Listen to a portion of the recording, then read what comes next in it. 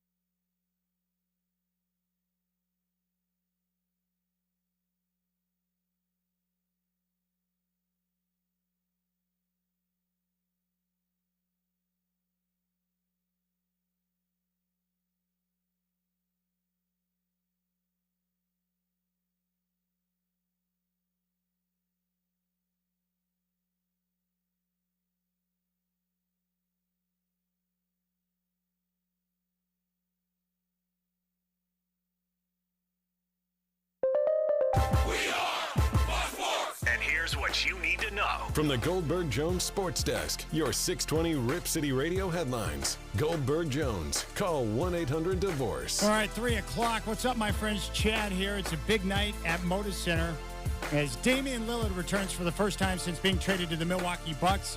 He talked about it yesterday. Being able to be here, I'm in a great situation. The reason it all came about in the first place was for a chance to win it all. We couldn't be at that place at the same time. So I come back with love. And Tip-off's coming up at 7. Game day at 4:30. It's all here in your home of the Blazers, 620 Rip City Radio. The Seahawks have found their next head coach and go from the oldest coach to the youngest in hiring Ravens defensive coordinator Mike McDonald. Coming up, the Rip City Drive with Dwight and Chad. We're going to be joined by Lance Christensen, the executive director of the ALS. He's going to join us in studio at 3:20, and we'll talk about Chillin' for a Cause, which is coming up February 9th, 3 to 6 from the Jackson's Food Mart off Bangy Road at I-5 and 217. The home of the OSAA is 620 Rip City Radio. The Rip City Drive.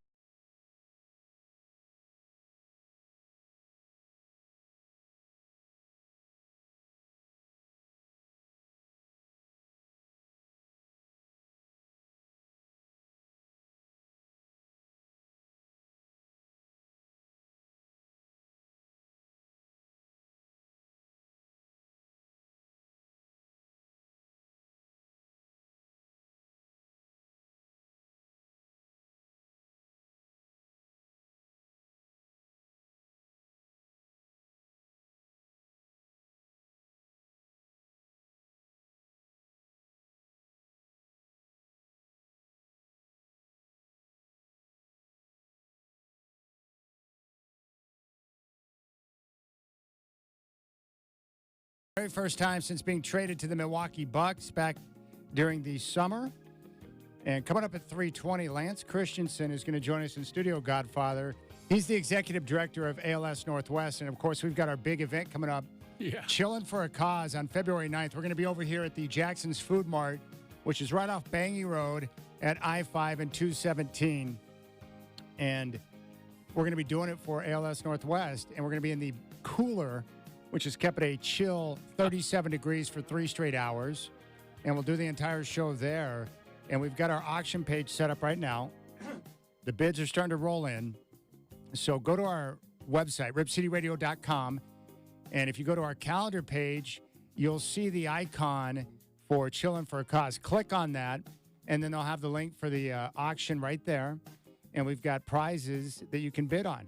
And it's for a great cause. We have autographed team basketballs for the Trailblazers. We have autographed pennants. We've got an autographed Scoot jersey. We have the Coors Light silver seats for an upcoming Trailblazer game where you get to sit in those cushy seats that we did. Great seats. You've got the cup cooler to keep your beverage cold throughout the game and a phone charger. And the 2 items I really like are you can bid to host the Rip City Drive for a day, or you can bid to be a Trailblazer reporter for a game and join me in the press area. You be a member of the press for a day and take part in the post-game press conference. Wow. And see what it's like behind the scenes. So we got some great items up for bid right now. Yeah, that's a rare opportunity that a lot of people would never get. I agree. Now, Lance will come up and we'll talk about ALS. You were just dropping some details on me that we'll get into that I had no idea about in regards to ALS. And so I think having some background and understand what we're going to be doing and who we're raising money for and why it's important is going to be cool. So that's coming up. Lance Christensen, Executive Director of ALS Northwest, who we are raising money for during our Chillin' for a Cause. So I'm looking forward to that. You know, I'm proud of the people here in the station that do all the work to let us do something like this. I'm proud of the station because it's going to be a lot of fun for us to do this, but we kind of just show up and, act goofy like we usually do. Yeah. And, but great prizes that people can bid on. Let's raise some money. Come on, like I say, you really can't go buy that thing, a Blazer Reporter for a day. You can't buy that, but you can get it in our auction. And that's to hang out with Chad while he goes about his business. That's a pretty rare opportunity. That could also be a detraction from the event itself. It's like, I want to do that. I just don't want to be with Chad. But I'll tell you what I would do. No, this is smart. I'm not joking about that. You may not want to hang out with me for 3 hours. Well, I don't, but they will. I know, but you're accustomed to it. You have to do it every day. You're forced to. I know. All right. The bid to host the Rip City Drive. Here's the way you've got to look at it. You get to choose the topics and have control of the program. We'll just help facilitate it. Rob Cornelis, he used to do this back in the day. I think he ran for Senate. I want to say Senate or House. Mm-hmm. But he had Gameday, which was a sports marketing business where he would bring in people and train them to go work in sports. I attended his academy many, many years ago. I heard about the academy on a sports radio station in town because he bid and bought time in an auction, and he used it perfectly. He went on and talked about his business. Yeah. And what a great way to do it. So go to our website, ripcityradio.com. Go to the calendar page and click on the Chillin' for a Cause icon, and then you'll find the link for the items. And if you're a business owner out there, what's $1,000 or a couple of $1,000 to get 3 hours to be able to talk about whatever you want? It's genius. It's a no-brainer. Yeah. And if you don't want us to talk on the show or be a part of it, we won't. Yeah, we'd be You get to run the show. Yeah, you go ahead and talk all you want. Maybe you just want to buy it for a day and tell us that you don't want us to be a part of it so you don't have to hear us for 3 hours. That's a win. Well, it's really better than sitting at home arguing with us into your radio. I mean, it's much easier to come in here, argue with us here, or just tell us to shut up, and you can just lecture us for 3 hours.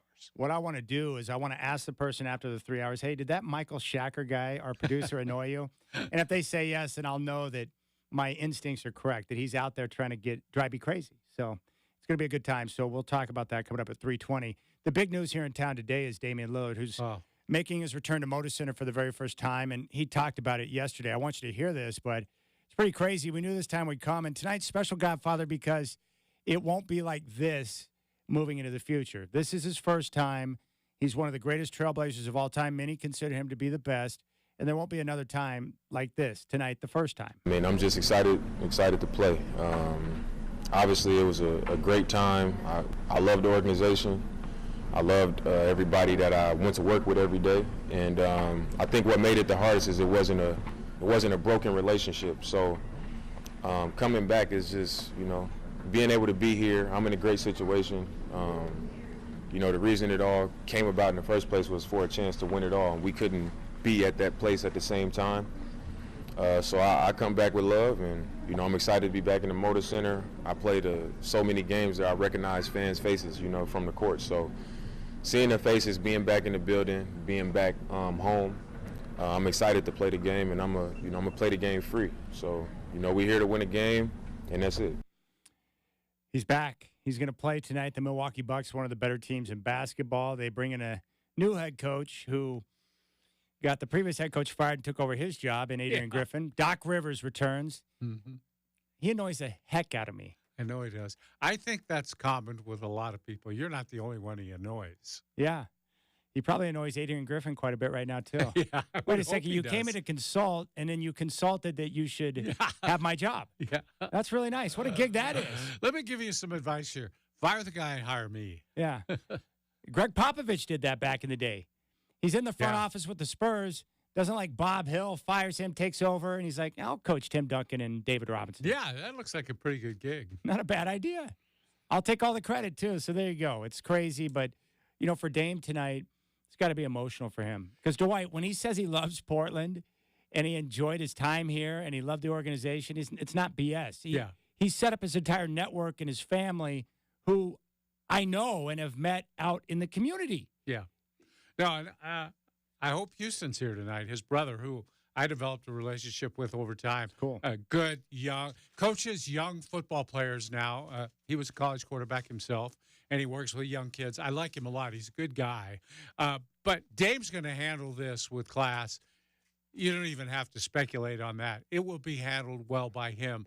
But, I've been to hundreds of Blazer games, home and road, over the years. I always look forward to the special games, Chad, the games that stand out. There won't be another one of these. This will be the one and only. It's like retiring somebody's jersey on a given night. Yeah. This will be even better than that because he's still an active player. And playing at a high level. Yeah, playing at a high level. You'll get to see him play for the only time in person all season. And so it's going to be a special night. I've always loved those. They stand out in memory for years. And I can't wait to get over there. And he's got an early press conference, which, Chad, I believe we're going to air on the air, right? We're going to put that on, his pregame press conference? Okay, I'm going to tell you this again. You always speak ahead of when you should be talking about something. Yes, the plan is to do that, but we're relying on technology that may or may not be able to pull that off. Yeah, but they'll show up. And if we don't pull it off, that's fine. They'll be listening to your dulcet tones, and it'll be fine. Yes, but the plan is to have I want that. everybody to know we're doing this. And you're leaving early to be down there at his press conference. I'd like to be there just to see how it goes. And, I'm excited to see him. And what I love about this, and he talked about it, the relationship was not fractured. It may have been a little contentious at the end with he didn't want to go if it wasn't Miami. Joe Cronin thought it was time to move on, and so there may have been some hard feelings in the moment. Yeah. But the best part is that he looks back at the 10-plus years, and he's like, you know what? I enjoy it. I love the community. I was embraced. Love the people I worked with, the organization. And this is a good thing because now long-term, he'll always be welcomed back with open arms, and there won't be bitter feelings or any of that type of nonsense. And that's good because I think Blazer fans, you know how it is, they want to embrace their Blazer players and want them to be a part of the organization and always know they're welcome back and allowed to come back and be a part of that. Well, they'll embrace him for years to come. Yes. Decades to come. I mean, that's just the way they are in this town. And he knows that. He's especially fond of Portland. And I'm glad that whatever happened last summer is not affecting that relationship with the town or the fans. It's the same. When you're down there, you should ask him if he wants to, if he's got free time, come and join us out at the cooler at Jackson's Food Mart next week. I would imagine next week he'll be playing a game somewhere, but maybe he can take a private jet and come back and witness this. And he's got the funds and the mobility to be able to do that. He does all right for himself. See if he wants to come join us. No, I'm looking forward to watching Dame. I have figured out how I want things to go tonight. I want Dame to play well and score big, and I want Scoot to score on him in the final moments to win the game. That's my dream. That's my dream scenario. That's what I'm hoping for. I want Dame to have 50, Blazers down by a point, and then Scoot Henderson burns Dame for the game-winning bucket in the ultimate passing of the torch as the youngster emerges as the heir apparent to Dame. That would be beautiful. If Scoot scored the game-winning basket on Dame, the roof might cave in. That'd be amazing. I think it has the makings of a game where he scores a lot of points because his Milwaukee teammates know how special this game is for him. He's likely to get a lot of shots tonight. How many points do you think he'll have? Is he going to have 50? I think he'll get at least 40. Yeah, I think he's going to get 40 tonight. All right. I want to see a 50 spot. I think that'd be sweet. Could be. Blazer win. Scoot gets the victory on a last-second bucket against Dame, and Dame has 50, and everyone goes home happy. Chauncey probably would like to see the Blazers go out there and just drop the hammer on them, win big, and then Dame has like a 5 for 25 night. I think Chauncey would appreciate that. What's the over-under on how many times we see Dame time with the slapping of the wrist? Would he do that? At least once. It's going to happen. My prediction is 0. I don't think we'll see him do that tonight. I'll be there to count it. Would that be disrespectful if he came in and did that in our house? No. Okay. I mean, he does it everywhere. He's done it all over the league this year. He's got to do it. Yeah. If he gets hot and hits a big shot, he's definitely going to tap You the think wrist. the fans won't love it if he does? Depends on what the situation in the game Nah, is. they'll still love I it. think I agree with you. I think the majority of Blazer fans, they love Dame and they always will. Mhm. But once the game tips off, they'll be cheering for the Blazers to beat them. Yeah, I think they will, but they'll still be cheering for him, too. Yes, I'll be cheering for Doc Rivers to fail, too. No offense, Doc. Are you looking forward to watching him argue with the officials? Yes, I want Doc and Glenn to both fail. Yeah. Both of them. All right, when we come back, Lance Christian's going to join us, the executive director of ALS Northwest, and we'll talk about the event we have coming up on February 9th. And more importantly, what is ALS? How do you get it?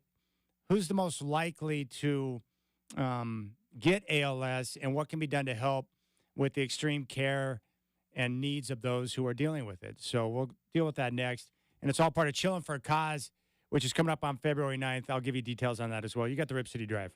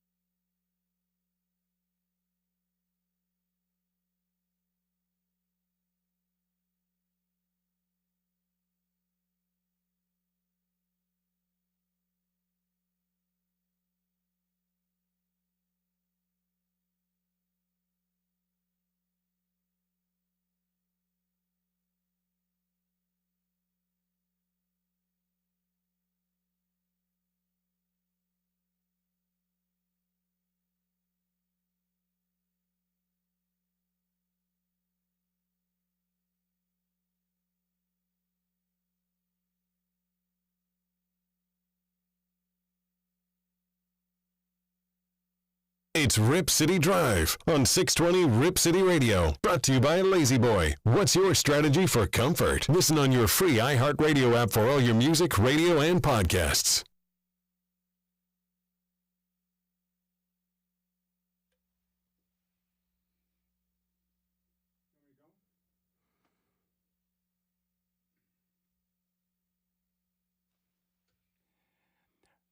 All right, Rip City Drive with Dwight and Chad. Coming up on February 9th, live from the Jackson's Food Mart off Bangy Road at I-5 and 217 in Lake Oswego. It's right across the highway from where we're at. We're going to be out there for ALS Northwest. Chilling for a cause, Godfathers. We're going to be out there in a 37-degree cooler for 3 hours doing the show. Yeah. And we've got our auction items up. I'll have more details on that coming up here in about 20 minutes. But it's for a great cause. And joining us right now is the executive director of ALS Northwest, Lance Christian, who's in studio with us. What's up, Lance? Hey, thanks, Chad. Thanks, Dwight. I appreciate the opportunity to be here. It's so great to have you, and there's so many different things that we want to ask you about. But I guess let's start with this, Lance. Yeah. What is ALS, for those who don't know? Yeah, ALS, amyotrophic lateral sclerosis, is a progressive, paralyzing neuromuscular disease that can happen to anyone. And over time, people may lose their ability to walk, use their hands and arms, speak, swallow, and ultimately breathe. Sadly, for most people, it's terminal within 2 to 5 years of diagnosis. Yeah, I'm curious about this, Lance. It seems hard to figure out if you're in some sort of risk group or not, because it seems to strike randomly. But at the same time, I don't understand why it is that servicemen and women who have served in the armed forces are twice as likely to get ALS. How does that happen? That's correct. ALS, we really don't fully know what causes ALS, but we know it's some combination of genetics and environment. And around 10% of people who develop ALS have some gene that's known to be connected to the disease, but 90% don't. So it means it can happen to anybody. Then you start looking at environmental factors that intersect with genes, and that could be related to stress, to trauma, to environmental exposures like chemicals. And some research being done with veterans also maybe points to stress and or concussions and head trauma. We're talking with Lance Christian, who is the executive director of ALS Northwest. We're going to be doing our fundraiser coming up on February 9th in the cooler at Jackson's Food Mart over there off Bangy Road, I-5 and 217. Come out and join us. You can enter to win Trailblazer tickets and also bid on our auction items. All proceeds will benefit ALS Northwest. Can you talk about this? Because I have personal experience with my grandfather, but just the difficulty and the cost that come in caring for someone stricken with ALS. Absolutely. This disease impacts every aspect of a person's life and livelihood. People may lose their ability to work, and as the disease and disability progresses and paralysis progresses, relying more and more on the help and support of family caregivers or paid caregivers, which is expensive. And at the same time, catastrophic costs come in related to health care, needing to remodel your home, or disability transportation. And it's just a huge impact on the family, but particularly those spouses and family members who are caring for someone living with ALS. It's work from the heart, but it's hard work because it's helping people over time with all the functions of daily living, and it may go on for a long time. Lance, for years, it was known basically as Lou Gehrig disease. That's really the first time I ever heard of ALS. And now a lot of people don't know who Lou Gehrig was. But a lot of famous athletes and famous people of all walks of life have suffered from this. Can you remind people of some of those who have done this and had this and had to fight that fight? Oh, sure. Well, certainly Lou Gehrig, the Yankee Clipper, was probably number one in everyone's mind. He gave that amazing speech in 1939. I consider myself the luckiest man on the face of the earth. I still have a lot to live for. And that's an attitude that we see every day working with over 580 families across Oregon and Southwest Washington. But those celebrities, people like Steve Gleason, who's a New Orleans Saint football player, O.J. Briggins, another NFL player, actors like David Niven, the singer Roberta Flack has been recently diagnosed with ALS. And those people do an amazing role to raise the profile of the disease across our community.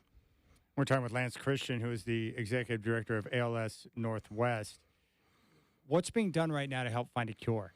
Yeah, so there's an amazing amount of initiative and energy that's gone into finding new treatments for ALS. And going back to 2014, the Ice Bucket Challenge, remember dumping ice water over our heads? I do. Well, it sort of prompted a big push for ALS research, which hasn't led to a cure, but has certainly sparked the interest of scientists. And there's more therapies being researched now than ever before in history. Just this last year, there were 2 new therapies that were approved by the FDA for access that slightly slow the progression of the disease.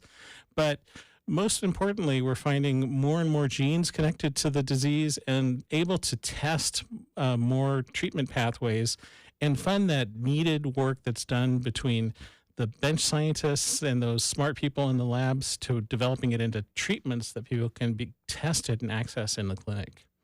Now, I know, Lance, you guys have contributed millions to research, but I know you also have another side to this where you're helping families that are having to go through this terrible ordeal. What other things are you guys responsible for? Oh, thank you for asking. I appreciate it.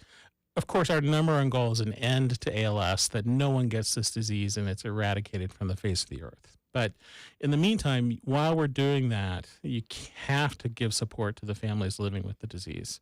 And it can be everything from just a compassionate, caring social worker who can meet with the family when someone's diagnosed to help them navigate and guide their way through healthcare and all the life choices they have to make. Lots of practical supports like assistance with medical equipment, assistive technology for computer or communication if ALS steals a person's ability to communicate, support groups, education programs, and financial assistance, because it's such an expensive disease. We give financial grants to help people offset the cost of the high costs of living with ALS. But most importantly, we create a community where people can come together and get mutual support from one another, and so that no one who lives in our community here in the Pacific Northwest should feel like they're alone facing this. So for people who are considering bidding on an auction item or contributing directly to ALS Northwest, can you further detail like how each dollar is going to be utilized when they donate? Yeah, so people could certainly visit our website and see our finances and our financial report. 80% of every dollar goes directly to the mission, whether it's research or helping families. And, and we know it makes a difference and gets right here in our local community. So the dollars you support aren't flying off somewhere else across the country. They're helping people right here locally. Lance, I also wanted to ask you this. I think a lot of people associate this disease with older people, not necessarily elderly people, but people up into their 50s, say. But it also strikes without discrimination against younger ones too, right? It absolutely does. The average age of diagnosis is 55, but that's the average, which means there's plenty of people who are younger who get this diagnosis. The youngest person who I've worked with personally in my 20-plus years working in our ALS community was 21 years old when he was diagnosed with ALS. He was a senior at the University of Oregon, and amazing young man who is still living today. And he is actually one of the inspirations that our own U of O Duck Bo Nix did a touchdown campaign this last season where he donated $100 for every touchdown he scored to our organization. That's terrific. That's nice. I did have another sports question. Over the last 10 years, there's been a lot of attention paid to head trauma and the NFL, and doing many different things to help protect players, better equipment to help prevent the head trauma and the difficulties that come after their playing careers with that. Is there a connection between head trauma, brain injury, and ALS? It's not necessarily sort of like a direct link connection or a known smoking gun. It's just considered observationally a known risk factor. Certainly, the NFL is aware of it. They've also allocated a good chunk of funds to support players who are living with ALS with all their needs. There's an actual special fund that the NFL has for players with ALS to help offset all these expensive costs. And it certainly is something that is part of the risk factor. Originally, some of the first data around concussion in ALS came from European soccer leagues, where soccer players who do all those headers were getting ALS at a higher rate. And that sort of led into looking more at the NFL. You know, we talked about athletes. You mentioned some of the athletes and sports people who had to deal with this, but I can also put a local face on it with a couple people here that a lot of people know. Mike Lopez, first of all, a great football player at Oregon State, went on and coached the same way his father, Mike Lopez, coached for years in high school football, and Mike suffered from it before his untimely death. And then I think a lot of people in Lake Oswego know Jeff Young, who's been so inspirational to that football program out there. Have you dealt with these people before? Oh, yeah. I've known all these folks over time. And Jeff Young with Lake Oswego High School, he's their inspiration coach for their football team. And he mentors a group of seniors every year and gives a pep talk to the team before every game. He's a wonder because, believe it or not, while ALS moves so quickly for many people, Jeff is just amazing in that he's lived 40 years with this diagnosis. Wow. And he's found a purpose and a meaning with being a Lake Oswego High School inspiration football coach. And, and there's other people too,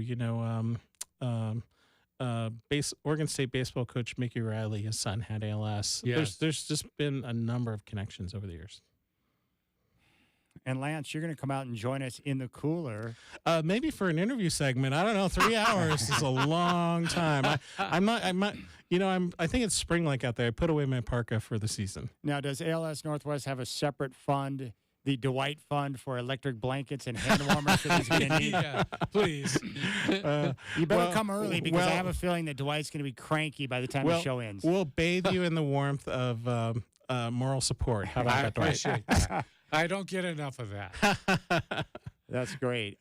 What did we miss? What did we miss on in terms of details that you really want to get out about your organization? I would encourage everyone. This is, this disease is more common than people think. Around 580 Oregonians. We serve 580, 600 every year in Oregon and Southwest Washington, and 30,000 people per year across the United States. But it's not as rare as people think. It's just not dinner table conversation. No. And so when you start to reach out and learn more, we just encourage you to take action, make a difference. Visit our website, alsnorthwest.org, and come on out and donate to the Chillin' for a Cause campaign. Yeah. It all makes a big difference. And visit that auction site. There's some great things in there. I appreciate that. The other thing I've seen is you're still looking for volunteers, too. Yes. What can people volunteer and do to help the cause? So we always have a need for volunteers, and that is at some of our events like our Walk to Defeat ALS and some other big events like that.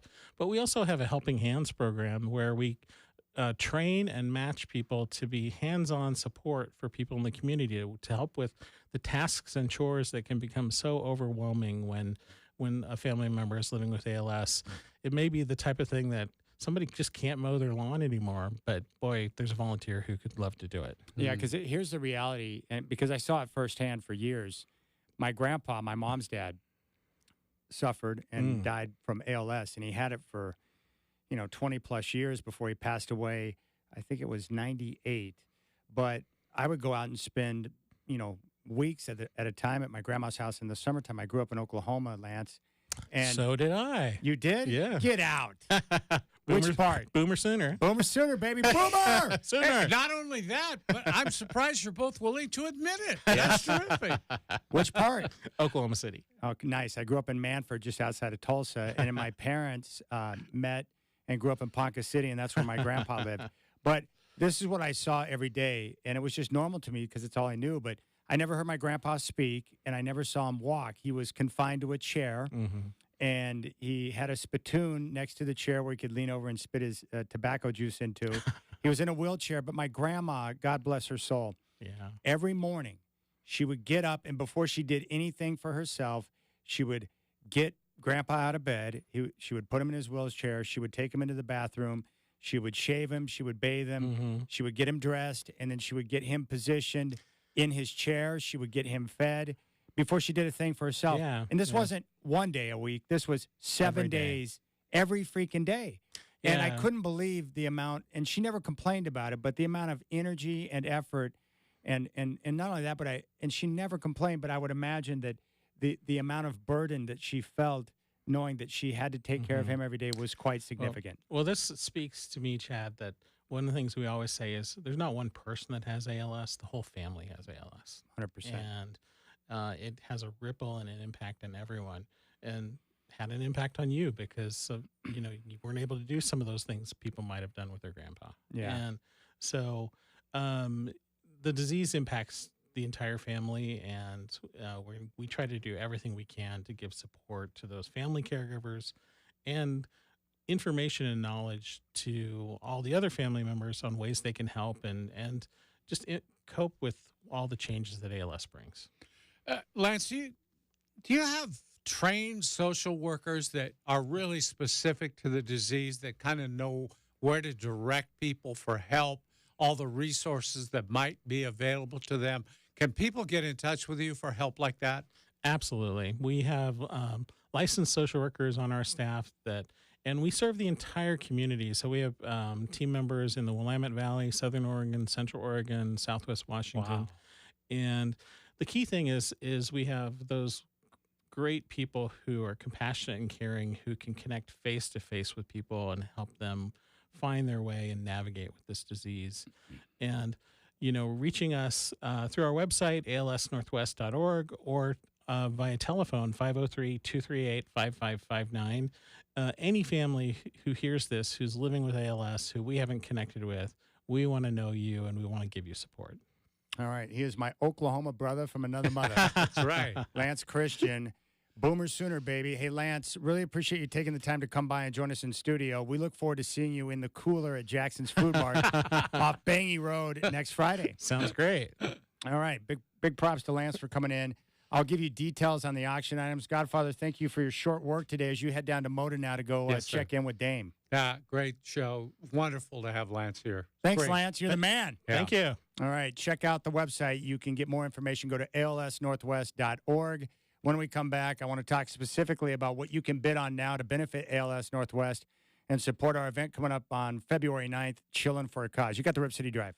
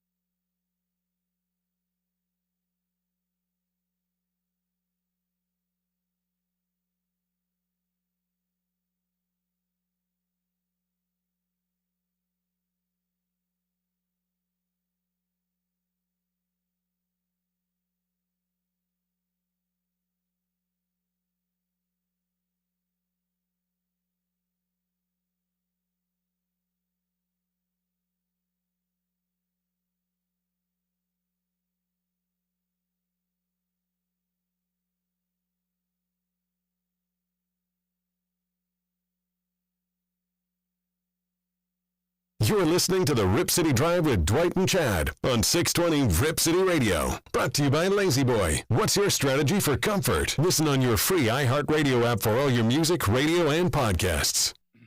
All right.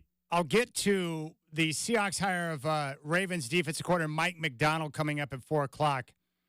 I love John Schneider, and I got to give him props on the hire. I'll tell you why, and give you some insight on what some of his former players are saying about him. So Mike McDonald, the new head coach of your Hawks, I'll talk about that coming up at 4. Now, I want to talk about the auction items that are available. We just heard from Lance Christian, the executive director of ALS Northwest. Dwight and I are going to be out at the Jackson's Food Mart next Friday, February 9th, so the Friday before the Super Bowl. It's a great time for you to swing by and stock up on all your items that you need, beverages and snacks for the big game on Sunday. We're going to be out there in the cooler, which is set at 37 degrees, so we're going to be freezing our booty off, chilling for a cause for ALS Northwest. All proceeds will go to ALS Northwest. Just by showing up, you can come by and say hi, and you can enter for your chance to win Trailblazer tickets. But if you go to our website, ripcityradio.com, and you click on the calendar page, and then right there on the calendar page, you'll see an icon with a picture, chilling for a cause. Click on that, and it will take you to the home page, and you'll see a bolded out, underlined auction.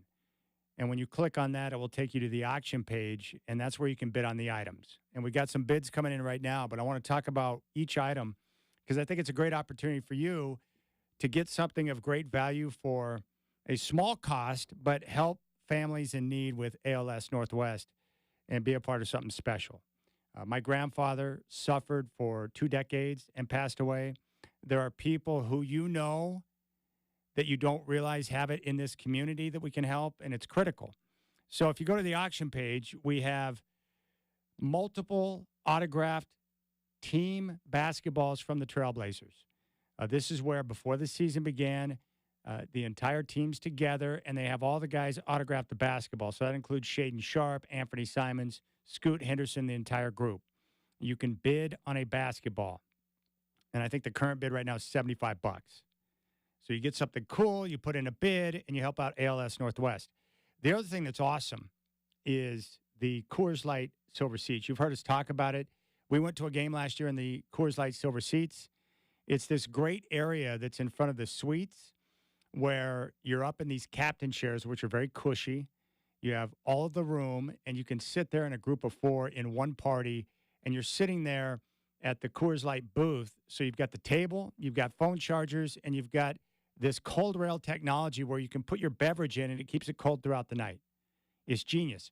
And then what you can do is just have a little night out with the girls, or maybe it's a night out with the boys, and you can put in a bid and then just split the cost, all right? Simple way to go out and have a great time at a game in awesome seats, the Coors Light Silver Seats, and do it that way. We have autographed Trailblazer pennants. Current bid, $25. It's a no-brainer. You're a big Blazer fan, jump on that and get yourself a Trailblazer pennant right now. Now, some of the cooler items, we have a autographed Scoot Henderson Trailblazer jersey.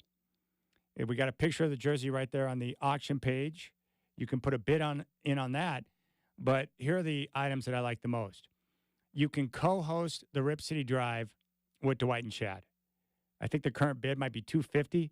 Do you understand if you own a business, whatever your situation may be, you can put in a bid and you get to come in and decide what you want to talk about. So if you want to put in a bid, you can come in for 3 hours, tell us to close our pie holes and talk about your business for 3 hours. Use it however you want. You want to talk sports? You want to get off on Travis Kelce and Taylor Swift? Whatever you want to talk about. It's all up to you. If you put in the bid, the show is yours. It is your show. You can take it over for an entire day. Whatever you want to do. You can play around a golf with the Godfather and I out at Forest Hills Golf Club. Heck, even if you don't like Dwight, and there are many of you, you can play golf with him, destroy him, and then make fun of him around the course for 4 hours, talking junk to him. How do you like that, Godfather? Not now, Godfather. Now's not the time. Get into a fight with the Godfather via Bob Barker and Happy Gilmore. You can be rolling down a hill at Forest Hills with the Godfather. And then this one here, I think is great. If you have maybe a high school student or a college student that has interest in broadcasting, you can bid right now on being a Trailblazer reporter for a day. What does that mean? It means that you get to go to a Blazer game, have a press pass, and be there at press row with me for the entire game, and then afterwards we go down into the press conference. So behind-the-scenes activity. I'll take you down at halftime. We can go to the press room, get a little beverage, hang out, watch basketball. You can see how it's done. So if you're a parent, I don't want to tell you how to do your business, but put in a bid, deliver a nice gift to your child. You get to help people in our community by donating to ALS Northwest, and you get a nice tax write-off. That is a no-brainer. So that's what we got right now. So the bids are coming in, and I want you to jump on this and be a part of it, which is terrific. So chilling for a cause. So what this means is next Friday, a week from Friday, February 9th, the Jackson's Food Mart, which is right there at I-5 and 217 on Bangy Road. You can see it from the freeway. We're going to be in the cooler, 37 degrees, for 3 hours doing the show. You can stop by, enter to win Trailblazer tickets, support the cause, and stock up on your big game needs because the game will be that Sunday.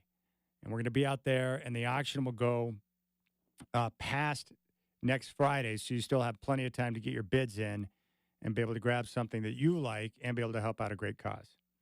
And like I said, I saw my grandpa suffer for years and years and years. And my grandma got up every morning, took care of him, bathed him, shaved him, fed him before she did anything for herself. And that's the reality of the disease. It's horrific. And that's what the family struggle with. And the worst part for my grandpa is like his mind was razor sharp. And you're sitting there with a body that is breaking down and not functioning, but your mind is perfect. And it was great because he had a typewriter right next to him in his chair. And he would usually write messages to me and my brother or our cousins. Like when we were doing something dumb, he would write messages and tell us to settle down. Or if there was a movie coming on HBO at the time, because HBO was kind of a big deal back in the day when we were growing up. If there was a movie coming on that he thought was inappropriate with like Richard Pryor or whatever, he would write a note and tell us to leave and go elsewhere. And he would watch a lot of golf. He was a big golfer before he got sick, and he enjoyed country music. And so I had to listen to a lot of country music growing up, but he loved golf, and we would watch a lot of golf. I love watching the Masters with him. So that's what we got going on. So go to ripcityradio.com, go to our calendar page, and then click on the icon, Chillin' for a Cause. And when you click on an icon, you'll see the bolded out auction items. Click on that, and then you can put in your bids right now. So you get something cool and help support a great cause, which is nice. And that's what I have going on. All right, Trailblazers. Game day comes up at 4:30. The Milwaukee Bucks are in town. Dame makes his return to Portland, which is awesome. And we'll kick off game day at 4:30. Coming up next, I want to talk about the Hawks hire and John Schneider showing that he's got some gonads to go out there and make the hire. Mike McDonald. What's crazy? The Hawks go from the oldest coach to the youngest coach, from Pete Carroll to Mike McDonald. I'll tell you what I think about the hire, and I'll share some insight from his former players in Baltimore and what they think about him. It's pretty amazing. All right, Chad Doing here. You've got the Rip City Drive Blazer Game Day coming up at 4:30 here on 620 Rip City Radio.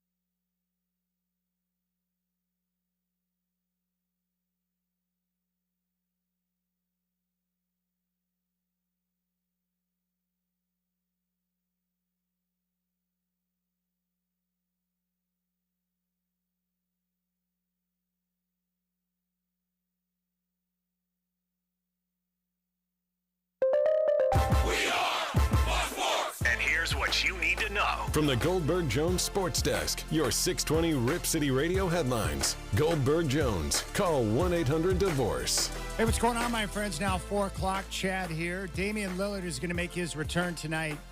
First trip back to Moda Center since being traded to the Milwaukee Bucks. I mean, I'm just excited to play. Obviously, it was a great time. I loved the organization. I loved everybody that I went to work with every day.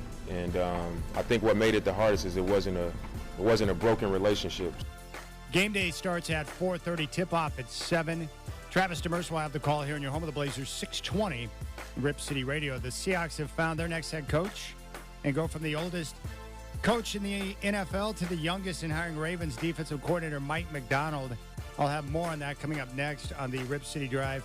And be sure to join Dwight and I February 9th, a week from Friday, at the Jackson's Food Mart off Bangy Road at I-5 and 217. We're going to be chilling for a cause. The Rip City Drive live for 3 hours, 3 to 6, in the 37-degree cooler. The home of the OSAA is 620 Rip City Radio. It's time for the big story of the day on the Rip City Drive with Dwight and Chad. The big story of the day is presented by Power Kia. The biggest selection of Kias in Oregon is at powerkia.com.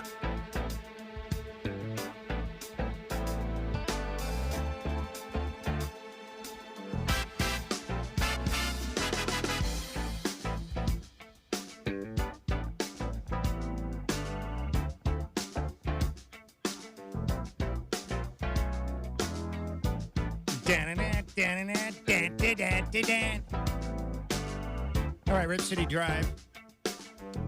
Trailblazers game day is coming up at 4:30. We're going to go live to Moda at around 4:45. My man Michael Shacker's all over it today. I've got nothing but love for Shacker today because he's got everything set up to where we can go live. We'll be able to hear Chauncey Billups. We'll be able to hear Damian Lillard. And we'll get you set for the tip-off coming up tonight at 7. The only nationally televised game for your Trailblazers on the season with the return of one Damian Lillard. All right, telephone number is 503-248-0620. 503-248-0620. The Seahawks have got their head coach. It's not Dan Quinn, but it's going to be Mike McDonald, who is leaving his post as defensive coordinator of the Baltimore Ravens and will now be the head coach of the Seattle Seahawks. Now, the reason why this hire surprises me, and this goes back to the discussion we've had over the last couple of weeks, anytime you've got a general manager who's making a hire, you always look at who he's connected to, and you can kind of connect the dots and be able to make a pretty good, educated guess on who the hire is going to be. Now, when Pete Carroll stepped down or was forced out, essentially, John Schneider gained more power and more control. When Pete was there, Pete had final say on everything. So whether it was the draft, free agent acquisitions, coaching hires, whatever, Pete had final say. He had ultimate power. Well, now that Pete's gone, John Schneider has ultimate say. He's got the power. He gained control and more power when Pete Carroll was forced out.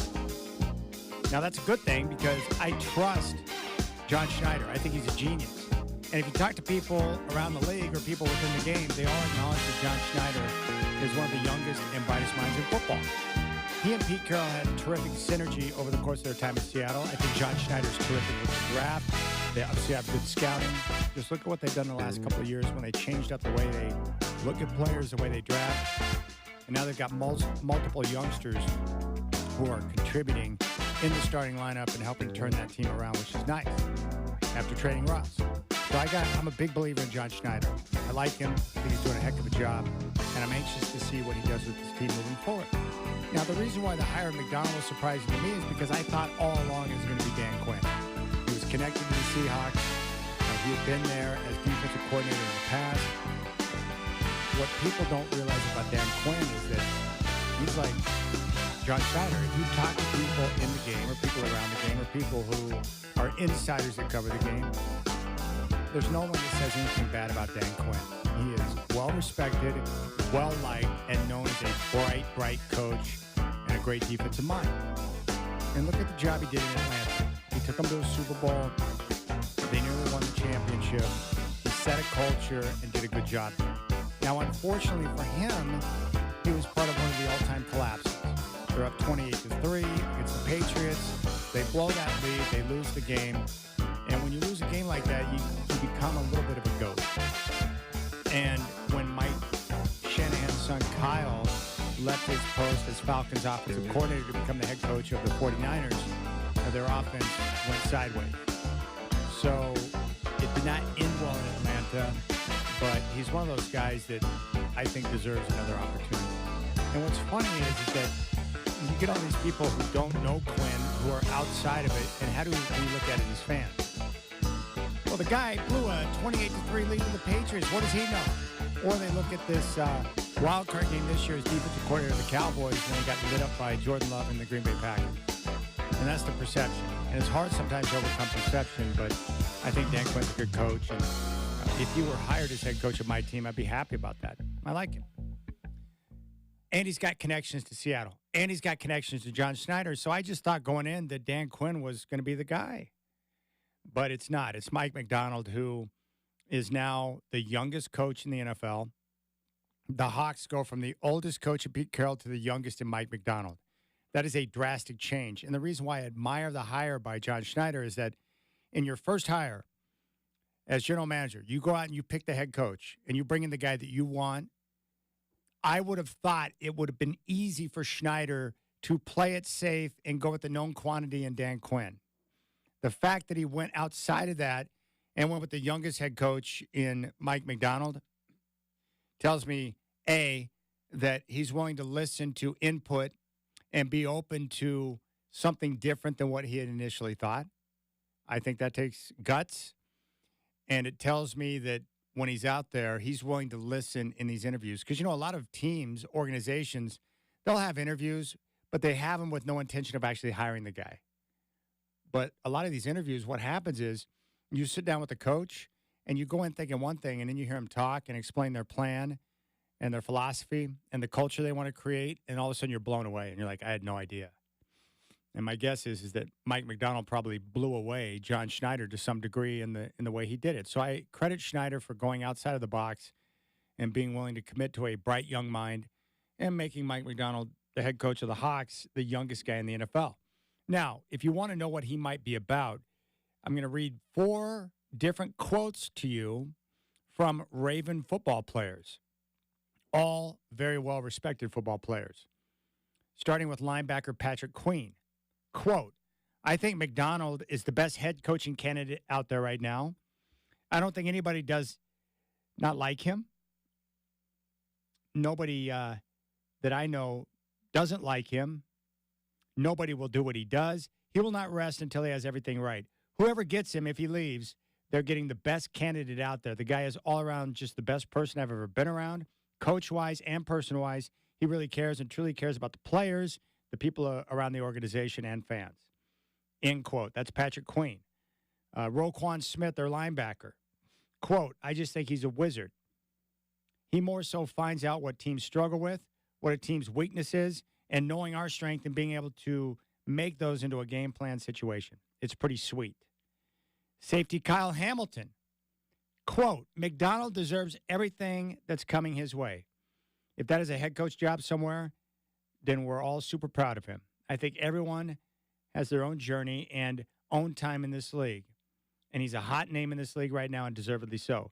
He's done a great job with us the past couple of years, and he's earned it, and it hasn't been given to him. I'm happy for him. If he stays here, that would be dope too.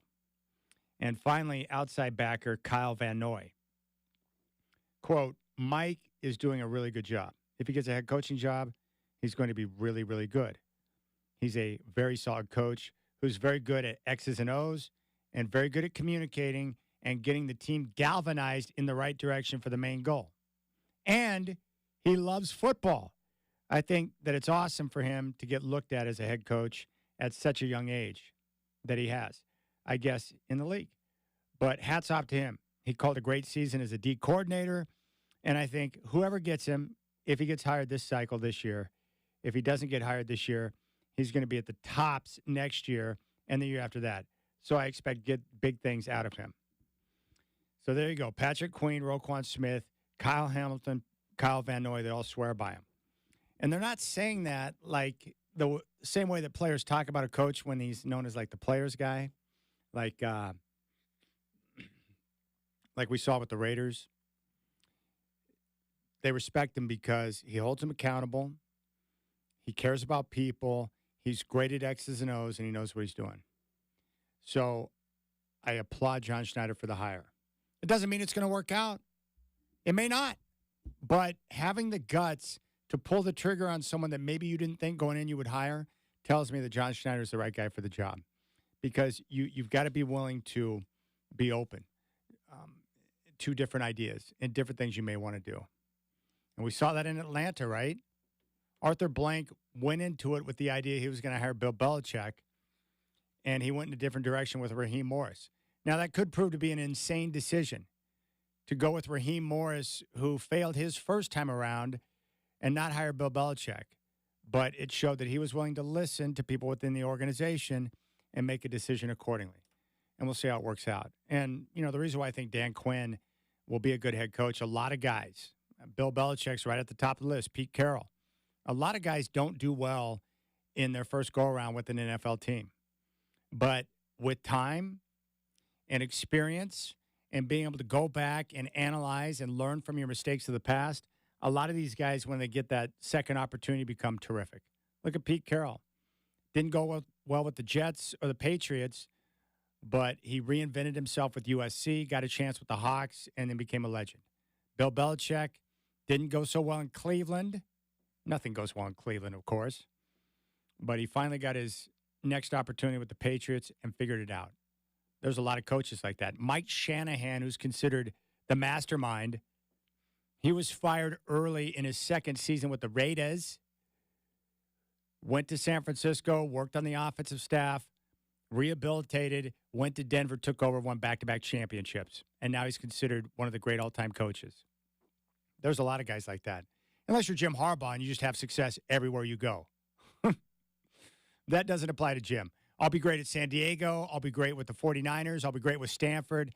And I'll win a national championship at Michigan. And now I'm going to go take over the job in L.A. with the Chargers. And I'll probably make them a champion as well. So Jim Harbaugh is like a weirdo because he's great everywhere he goes. But that's usually how it works with coaches. You get that second opportunity at your next spot, you'll be able to make it work. I think Dan Quinn will get another chance at some point, and maybe it's with the Commanders. We'll see. But props to John Schneider.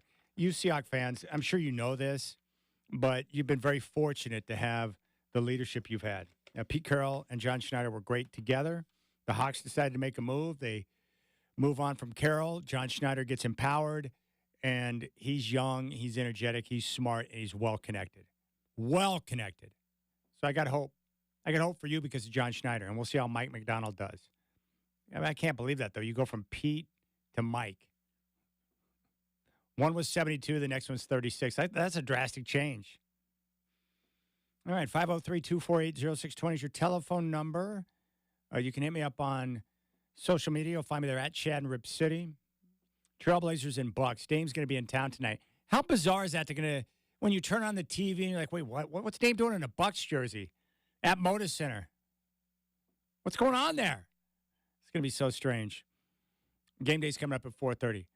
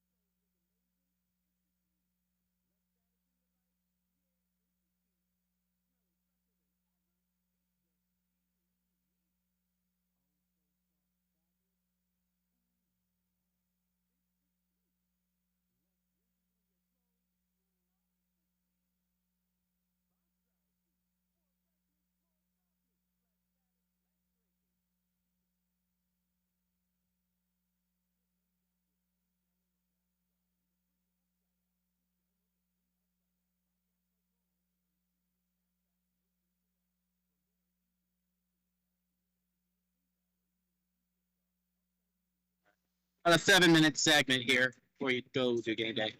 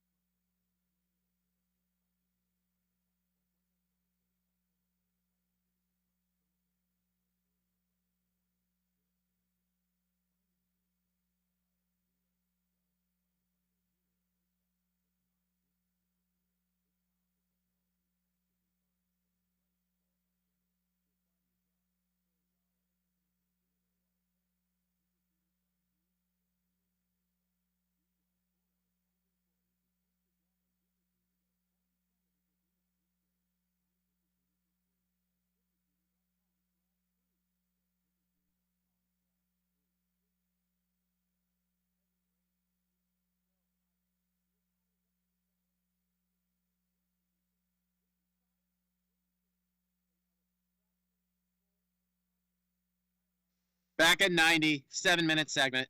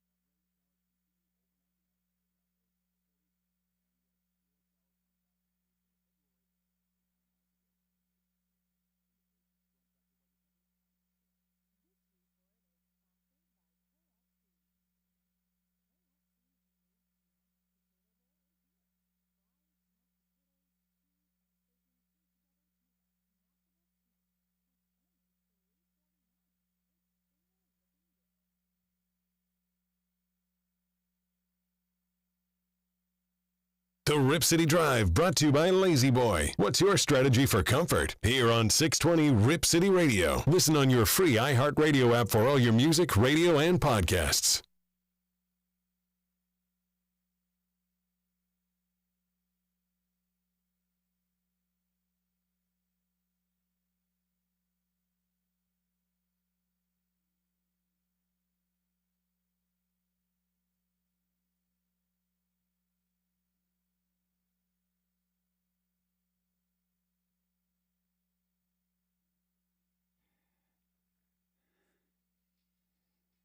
I love this song. It reminds me of the summer of 1991. I was getting ready for my junior year of high school. I was working out at Valmar in Hazeldale, and I had a cool guy named Mike who was older than I was. I was working out with him. I had a side gig on top of this weird contraption on the raspberry fields. And so I was working out in the summer heat, loading up raspberries into the trays and stacking those. That was a messy job, by the way. And then once I turned 16 on August 28th, I think the very next day I started working at Red Robin. My first job ever as an official member of the workforce was in Red Robin, Vancouver Mall, in the dish pit. And I busted my backside off. And I was a dum-dum too. But it was great preparation for the actual workforce and how to deal with individuals. And when I say gullible, I mean like one of the line cooks, Mike, I think his nickname was Booger. Hey, Chad, I need a bucket of steam on the line right now. And all my dad ever told me was like, just do what you're told and make sure you do it quickly and effectively. I'm like, all right. So I'm running around for like 5 minutes looking for a bucket of steam. And then I realized like, oh, that doesn't even exist. And then the other time they got me too was right in the middle of a rush, like on a Friday or Saturday night, which, by the way, back in the day, Red Robin on a Friday or Saturday night in the dish pit, it was like HE double hockey sticks because it was so crazy and busy and a stack of dishes everywhere. Hey, Chad, get us a bucket of dehydrated water right now. And I went there running around for like 5 minutes looking for that. And I remember one of the guys, Sean, was like, dude, think about it. All right, thanks. The worst was Sunday brunch because one of the bosses there thought I was kind of a dork and he didn't like me. So he would take me out of the dish pit. It's the one time he wanted to be in the dish pit. He would take me off dish duty and put me in the big red bird suit and go out there in the heat when it was like early September and stand there and wave people into the parking lot for Sunday brunch. The problem with the bird suit, aside from being excessively hot, is that they didn't like clean that thing. There was no like disinfectant. They weren't worried about pandemics. There was none of that going on, no Lysol. So when you put the helmet on, it was very heavy. And even though no one could see my face, they could just see the bird suit. I felt like a loser. But it smelled like old, booty. I don't know how else to put it. It's disgusting. But that's my memory. Now, why did I say all of that? Because that song would play all the time in the dish pit. They had like the, not the Muzak. I like Muzak, you know, the comfortable music you get like in the frozen food section or like on the elevator when you go into some office buildings. But they would play like, whatever it was. Like, I guess their version of Satellite. But they play like hits from back in the day. And so that was one that was featured all the time. And I worked there for so long, like 10 to 11 hours on a Friday or Saturday night in the dish pit. And those songs would cycle through. So that was pretty awesome. And then when our boss was being super cool, like on a night when the Blazers had a big game with Tide and Clarion and Tide. That's what you get when you try to combine Clyde and Terry. Porter and Drexler, you get Tide. When Clyde and Terry and company were playing in the early 90s, sometimes the boss would turn down the music and crank up the boom box that was back there by the dish pit with the Trailblazer game on. And we'd listen to Sean's as we were grinding through the rest of the night. There you go. Those are the days. And what my early days in work, I'm sure you can think back. I do have fond memories of those days. I love working in the dish pit because I just went there to work. I worked a couple of days a week. I gave my paychecks to my dad. He put it in the bank so that I had my down payment for my first car, a 1984 Chrysler Laser, which was dope. It was the car that talked to you, door ajar. It had like the computer screen in the front. I felt like a pimp. Leather interior. It was awesome. I think I paid $22.50 for it in the payment. My dad's like, here, I'm not going to buy your car for you. What he meant to say was, we got your brother his car, and he didn't respect it, so we're not going to do the same thing with you. But he tried to spin it like, hey, you're going to save a down payment, so you're going to work in the dish pit, you'll save a down payment, and then I'll co-sign your loan, and then it's going to help you develop credit. Whatever. It was $73 payment-wise, which is sweet, and then I sold it. I bought it for $22.50. I sold it for $1,500. And then use that for the down payment on my next rig in 94, a truck. But my first job was at Red Robin. And then I transitioned to the Keg restaurant off 4th Plain, shady part of town. I was a salad tender 2 nights a week. I had to wear the stupid white hat. Looked like Chef Boyardee.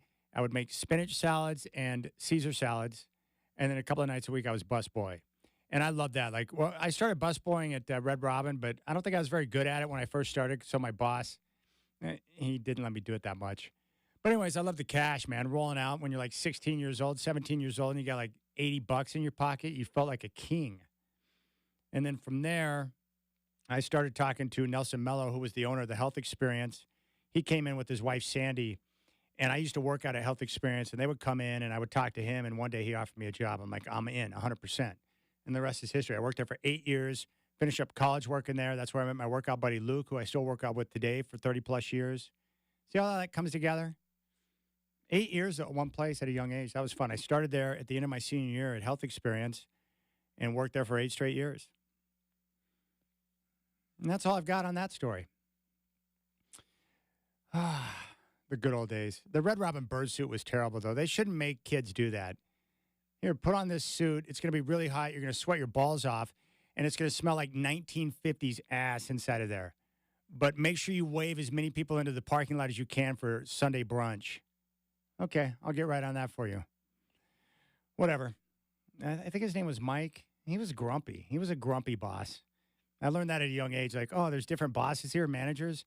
Not every boss is like every other boss, that's for sure. Okay, coming up next, Blazers game day at 4:30. We will hear from Chauncey Billups live from Moda Center. We're going to hear Damian Lillard at 4:45 live from Moda Center in his press conference before the big game tonight. Milwaukee Bucks and your Portland Trailblazers tip off at 7 from Moda.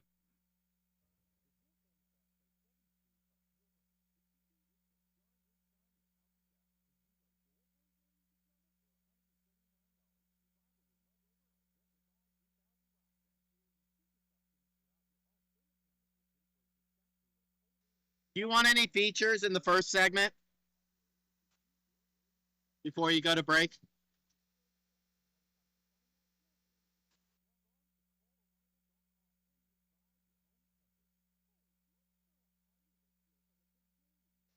I thought I heard you talking, but all I hear is the commercials from your studio.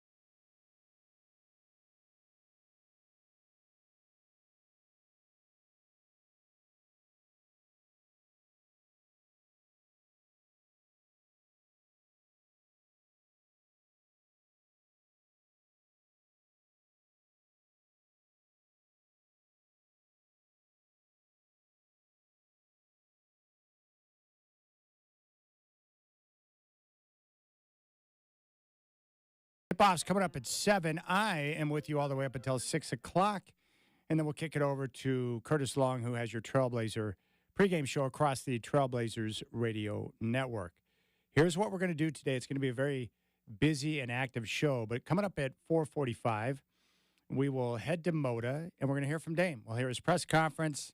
We'll hear what he has to say about his return.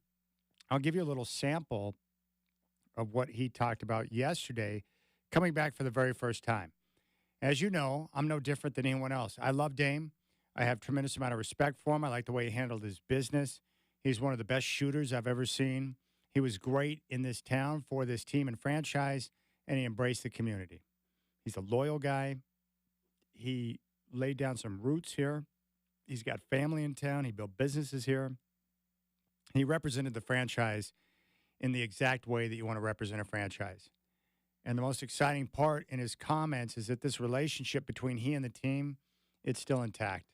It may have gotten a little bit contentious at the end, but it's not a broken relationship, and that's something that Dame talked about. Take a listen. I mean, I'm just excited to play.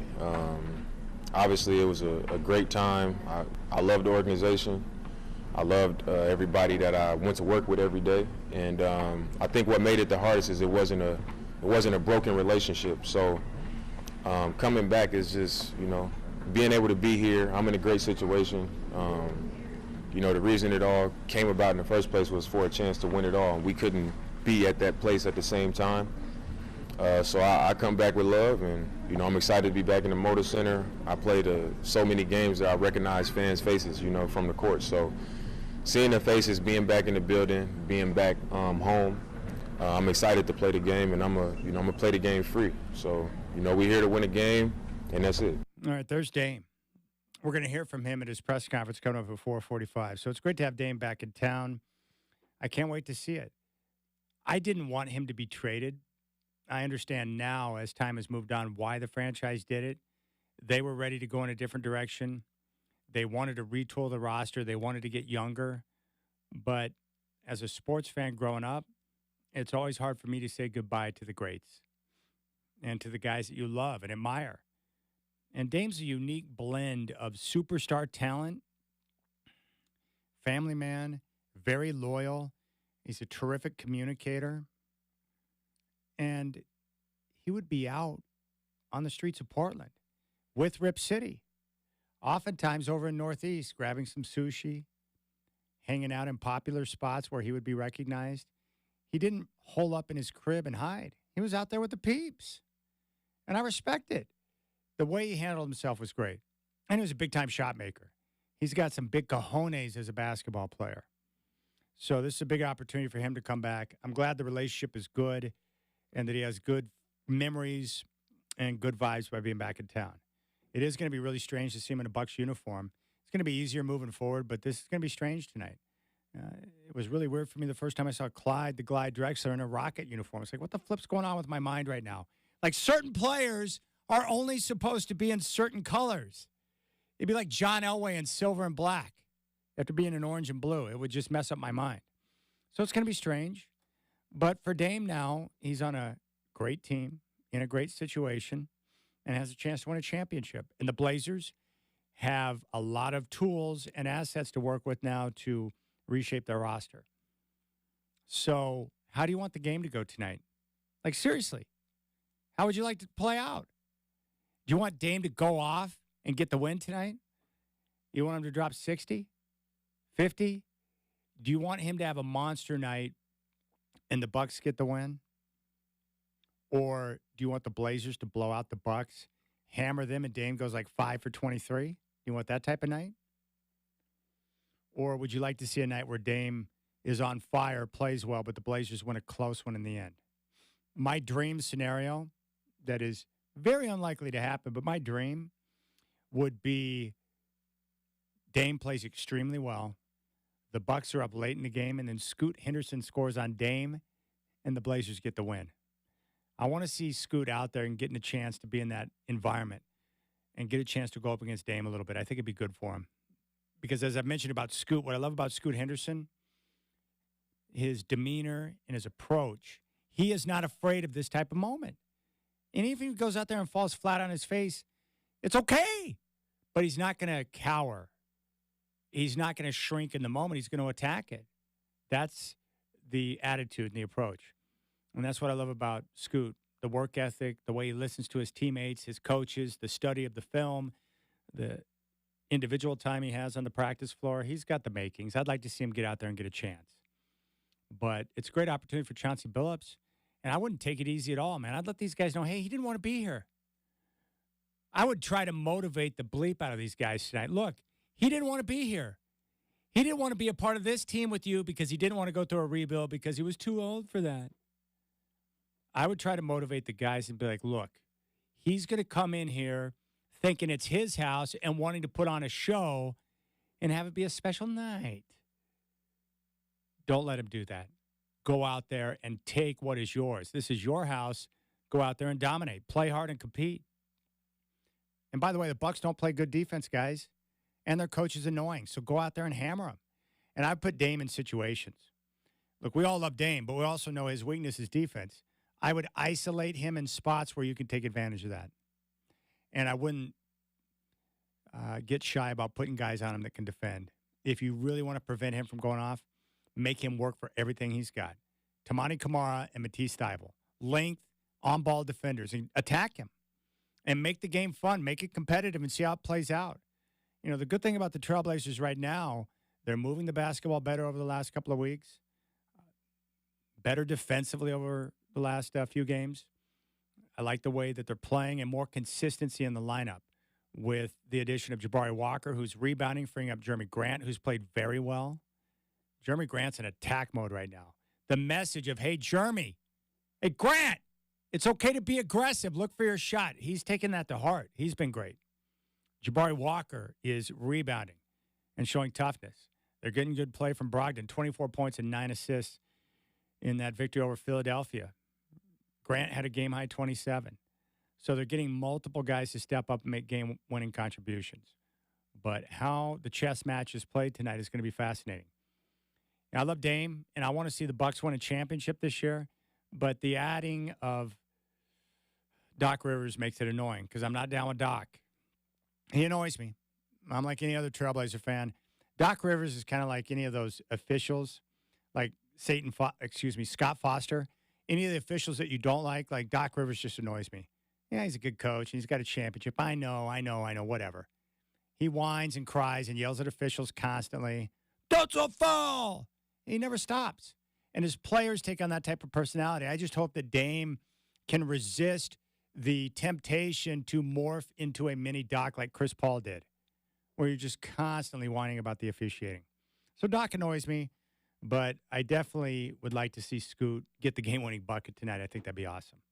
I want to go back to the game we saw night before last against the Philadelphia 76ers. The Blazers took advantage of the opportunity with Joel Embiid out of the lineup and Tyrese Maxey, and they dominated.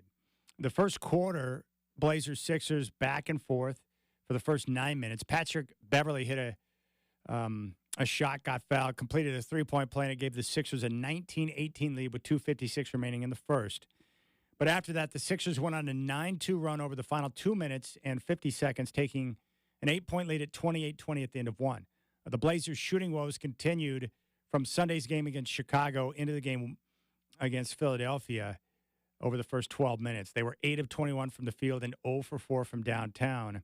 Brogdon, Ayton, and Grant each scored 6 in the first. And at that point, it's like, might want to snap out of it and get the offense going.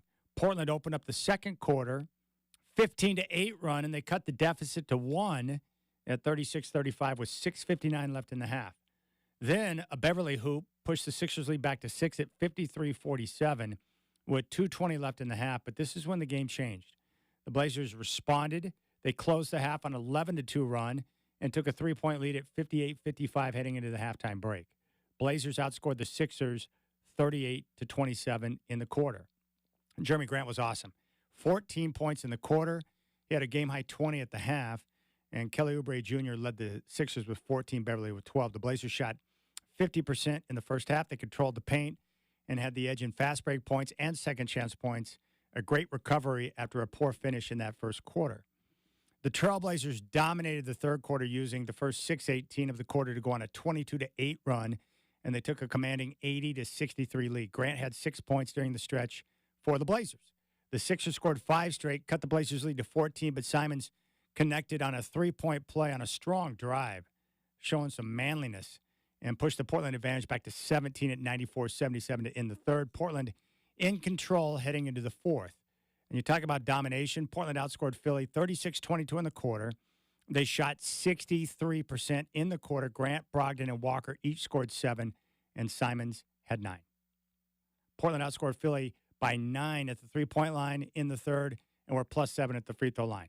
The Blazers put the game away with an 11-2 run to open up the fourth, taking a 26-point lead. They led by as much as 31 in the quarter. They go on to dominate and take it 130-104.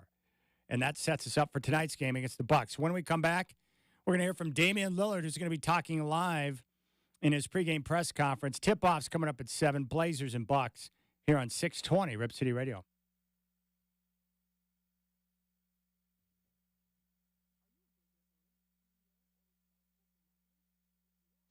All right, can you hear me? Breaks 3 minutes, but I can move spots if needed. But it sounds good. Sounds good. I just can't hear you.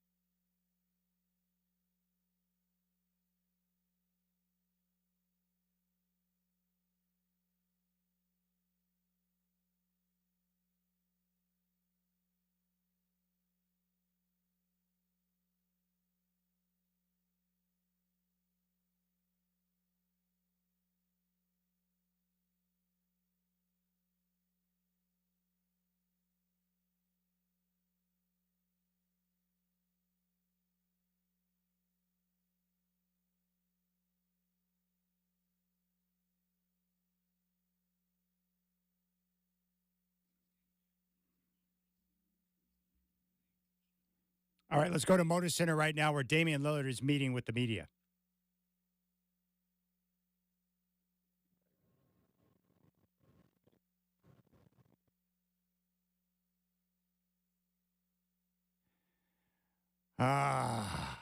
This is what I was afraid of. This is what I was telling Dwight, don't speak before you know for sure. We're working on it. We've got a setup down there with a cordless microphone that we're trying to get. So, Shacker, if you want to go down there and work on it, you can do that. So, Shacker's going to go do some work on that. We were hoping to hear from Dame, but that's not the scenario yet, but we will. So, how do you want this game to go tonight? My dream scenario, I mentioned it. I'll say it again. I want them, without question, to win the game. I want Scoot to do it, and I want Dame to go and have a big night. Here's Dame. This year have been different, so it wasn't too crazy, but I definitely felt the difference going in that locker room. Dame, in this building, you've had so many iconic moments. The grabbing the mic after the Houston shot, the waving bye-bye, tapping your wrist. Yeah. Can you maybe explain where the emotion came in those moments and how you were able to kind of have those organic scenes? I think it's just the investment. I think a lot of times for me personally, I'm not an overly emotional person. I don't always show a lot of emotion.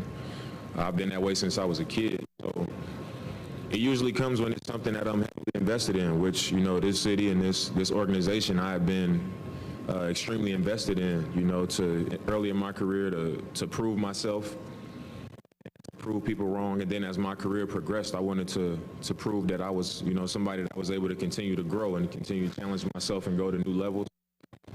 And also wanting to win Blazers. I was, heavily invested in that. So I think when you've been an underdog your whole life, I think emotion comes from, when you are able to rise up and have moments like I've had in a Trailblazer uniform. It comes out organically, and I think that's why I was never, planning celebrations or planning anything. Everything just kind of came from true feelings and a true investment. Dame, do you think you'll get some sort of feeling of catharsis or closure by playing in this game, like sort of checking the box off of playing here as a visitor? No, I wouldn't say that. I think my relationship to the city and the fans here, the organization, I think it's never ending. I don't look at it as closure or anything like that. I just know that it's something that it doesn't happen often. To come into a city as a draft pick, to be able to have so many accomplishments, to have a good relationship with the fans, a good relationship with the organization.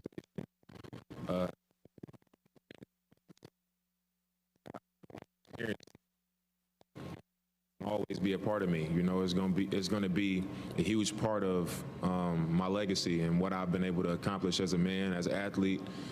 So it's not something that I'm ever going to say, oh, I'm going to have closure on it. It'll always be a part of me because everything that I've said, how I felt about my time, I meant it. So it's not, it's no reason to say, oh, this is closure and putting it behind me or anything like that.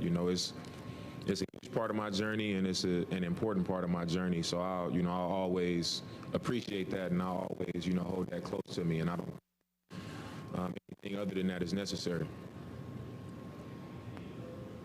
Dame, will you allow yourself to soak it in, especially the pre-game moments? Yeah, I don't think it'll be my choice whether I allow myself to or not. I think it'll just be.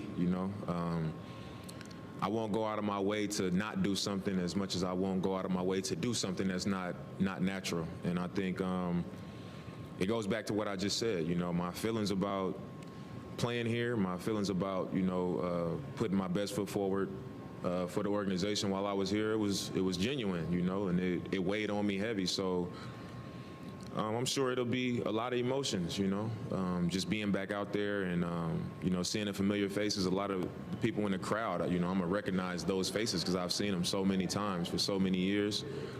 So I'll let it be what it is. I'm not gonna cry or nothing like that. I'm not a big crier, but I'm not gonna hide the emotions that I feel from it because I think it's a moment that means a lot to me and a lot of other people. Hey, Dame. This is the first time that Adidas North America named one of their locations after an athlete. Yeah. What does that mean to you to be the first? It means a lot.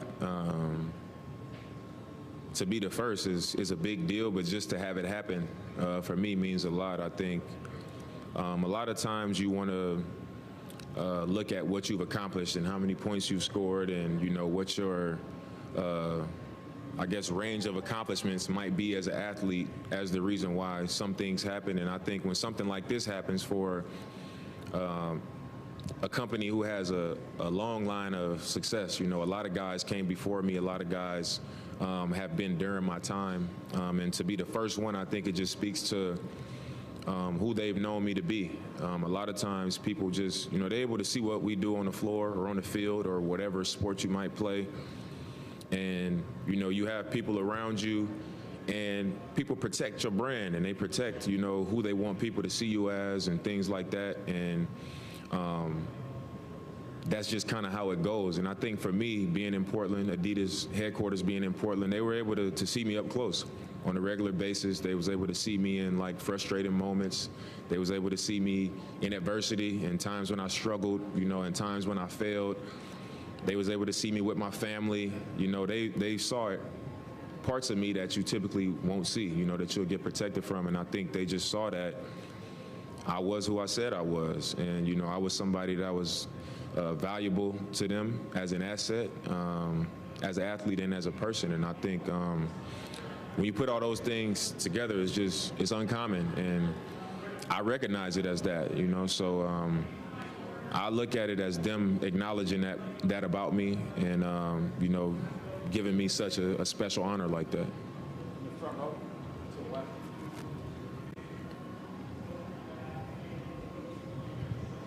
Hey, Dame, considering after you made your trade request, did you feel comfortable with the way the Blazers handled their side of that? And did you feel, in the end, respected by the way that process played out?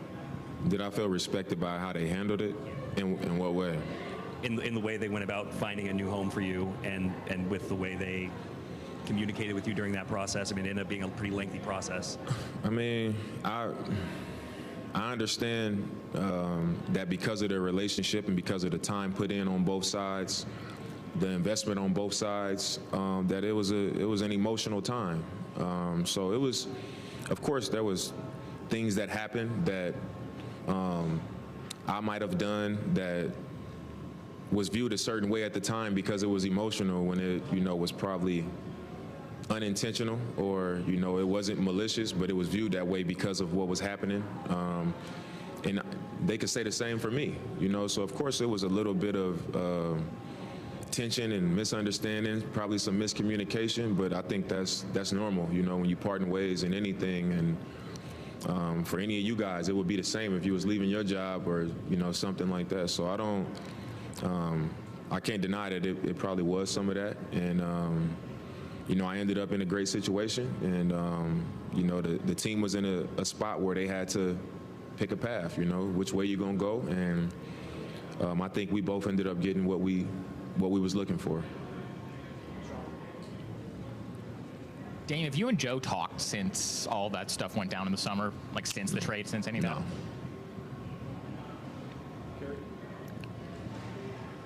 How's the transition been to the Bucks, and how's it been playing with Giannis so far? I think it's been a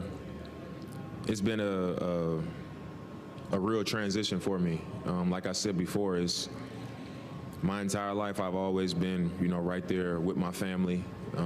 I've always had my support system nearby, you know, and this is the first time in a long time that I haven't had that, you know, just for my life, you know, for how I function in my day-to-day. And I think that's a huge part of how I'm able to go into to do my job, you know, just being full and having that around me. So that's been an adjustment. Obviously, I have 3 kids, and I'm close with my kids, and living away from my kids is for anybody who has kids, they would know the kind of battle that is. So that's been a major transition for me.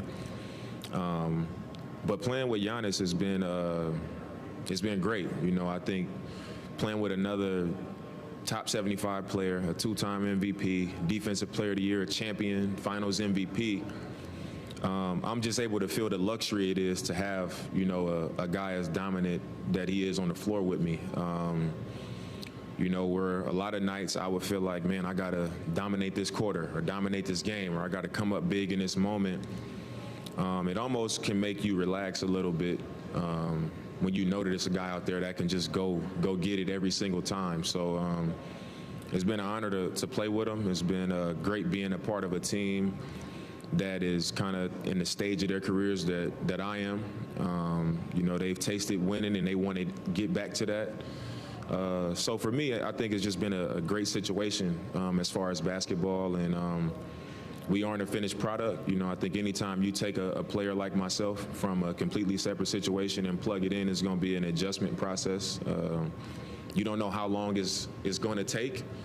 You just hope that you can continue to work towards what you want it to become. And I think for us, we haven't reached where we want to be, but we won a lot of games in the process, and you know, we just working on getting towards that destination of being that team that's functioning at 100%, and hopefully it'll happen at the right time, you know, once we get to the postseason.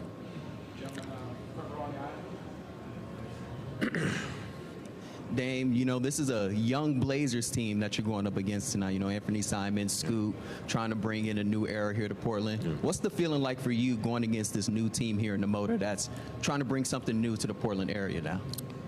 I mean, this isn't our first time playing them. You know, and obviously the league is speeding up. You know, from when I came in the league to now, everybody's playing extremely fast. And obviously them being a young team, a lot of athletes, a lot of talent, they're going to play at a fast pace, you know. And I think it's like when you play against young teams, they can be a handful. You know, sometimes they don't win a lot of games, but it's not easy to just go in there and get a win. They got a lot of talent, good athletes. They compete, well coached, and you know it's going to be a tough game. You know, we got to go out there and do what we got to do. And I'm excited to be back on the floor here in the Motor Center, and just to be in another NBA game. You know, obviously it's our main focus to win the game. You know, despite everything else that's happening around us. So. We're gonna play the game with respect, and we're gonna do what we go out there and do every night. Dane, would you consider ever playing for the Blazers again? And if so, what would have to happen? I think because of how I feel about Portland, how I feel about the organization here, my time that I spent here, in my mind, I've always felt like that's how my career would end. And right now, I'm just in a space of like, this is where I am now. You know, I'm in Milwaukee. I wanted the opportunity to contend, and our team has an opportunity to contend for this year and years to come. And I'm just living in that, you know. But I definitely, like I said when I was traded, I see a day where, you know, I'll be in a Trailblazer uniform again, you know, before I'm done. But like I said, I'm in this time, and to accomplish what we want to accomplish, you got to be fully invested in that. And you know, I can't let this time, you know, just kind of slip away worrying about, you know, looking too far into the future. Dame, you've always paid a lot of attention to what's going on around the league, and you're a basketball fan, obviously. Do you pay any extra attention to this team here and what's going on here? I wouldn't say what's going on, but I mean, I'm super tight with Ant, and you know, I've watched his development and that process for him really closely, and I've been a part of it. We trained together in the summer. Even during the season this year, we talk all the time. You know what I'm saying? Like, I've been a part of that. So for me, as a brother and friend of his, like, I'm rooting for him. You know, I wish for his success, and I think for that reason, if I can't catch a game, I'm gonna check the box score to see how he played. We text, we FaceTime, we talk after games. But for that reason, mostly, you know what I'm saying? It's a lot of new faces. I don't really know everybody. But I've definitely, you know, caught my share of games where we not playing or our game ends and it's like late, but the West Coast games are starting. If it's a Trailblazers game, I'll watch. How's Ant doing? How do you feel about it? How's what? How's Ant doing? You feel okay? I think he's doing great. Yeah, I think he's doing great. I believe, you know.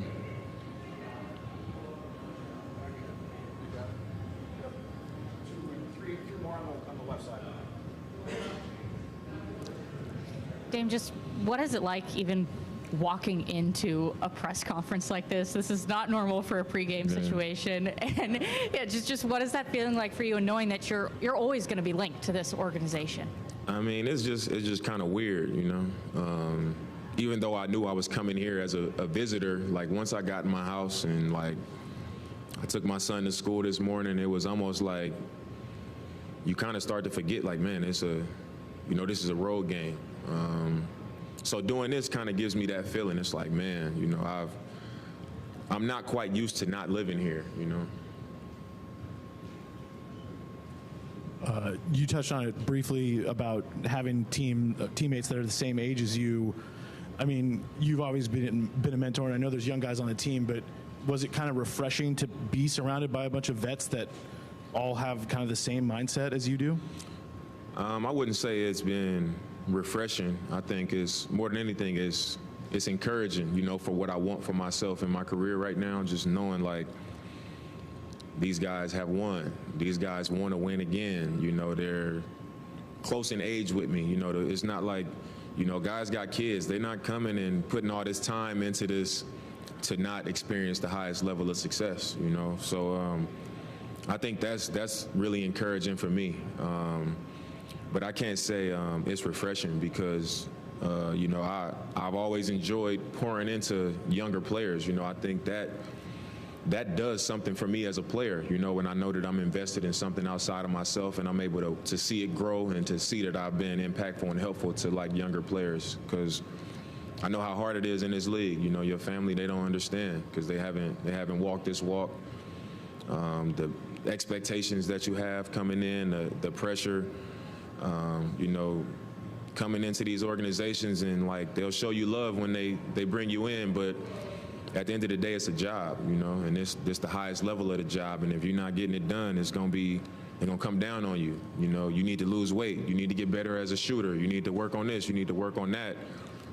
And the people around you, they don't know what that's like, coming in every day, having to kind of continue to mold yourself to be able to stick in this league. So I know how important it is, you know, for young players to have somebody that can not only push them in the same direction, but be there to support them through it. And I've always enjoyed that part of this job. So like I said, I can't say it's refreshing, but it is encouraging for what I want to accomplish right now. Have you talked to anybody about what a night like tonight is like, or kind of thought about how you experience those emotions and still maintain focus on the game? I talked to CJ this morning after I dropped my son off. I was in the car and I was driving down here for shoot around. And he just called me like he knew the time, you know. So he called me and he was just like, "Hey man, like embrace it. You know, it's gonna be emotional. Like it's, you know, we put our time in, we put our work in, and you know we had our moments. You know, it was a lot of years of us giving everything we had, and you know, we were appreciated. You know, when he came back, he was like, you know, it was that moment of, you know, I felt the appreciation for everything that we put into it, and he was like, you really gonna feel it. So. That was the most conversation I had about it. Everybody else was just like, how you feeling? What do you think? You know, and I'm just like, man, I'm happy to see my kids and be around my family and things like that. And then everything else, I'll just kind of deal with it as it comes. Ladies and gentlemen, thank you so much. Yeah, for sure. All right, there you go. There's Damian Lillard live from Moda Center before the game. The one thing that jumped out at me there, aside from how well he communicated what he was feeling, how nice it was for him to be back here and see family and to be around his kids. You can tell how much his time here in Portland meant. Tonight is a big night. But when asked about the handling of the Trailblazers with this situation during the summertime, he was asked if I forgot the exact word, if he was okay with or if he thought the Blazers handled their business well during that whole process. He said, well, in what way? See, this is why I think Dame's going to try and come out and go big time tonight, because while the relationship is still good with he and the franchise, the way it went down when specifically he asked Joe, hey, if it doesn't work out with the Heat, I'd like to have the trade request rescinded, and Cronin told him no, there's still a little bit of irritation there. And what great athletes do is they use that as motivation to go out and get off. And for Dame, he's way too proud, way too competitive, and this place means way too much to him to come out and not try to put up a big night. Oh, it's going to be good. Get your popcorn ready. All right, we'll come back, and when we do, we're going to hear from Chauncey Billups at around 5:15 and get his take on what's going to go down tonight. Tip-off's coming up at 7 o'clock. If you want to reach out to me, 503-248-0620. We'll come back, and we'll give you what's the scoot. Big night for Scoot Henderson, the heir apparent, getting a chance to compete with Dame back in his old stomping grounds. You got Blazers Game Day here on 620 Rip City Radio, your home of the Portland Trailblazers.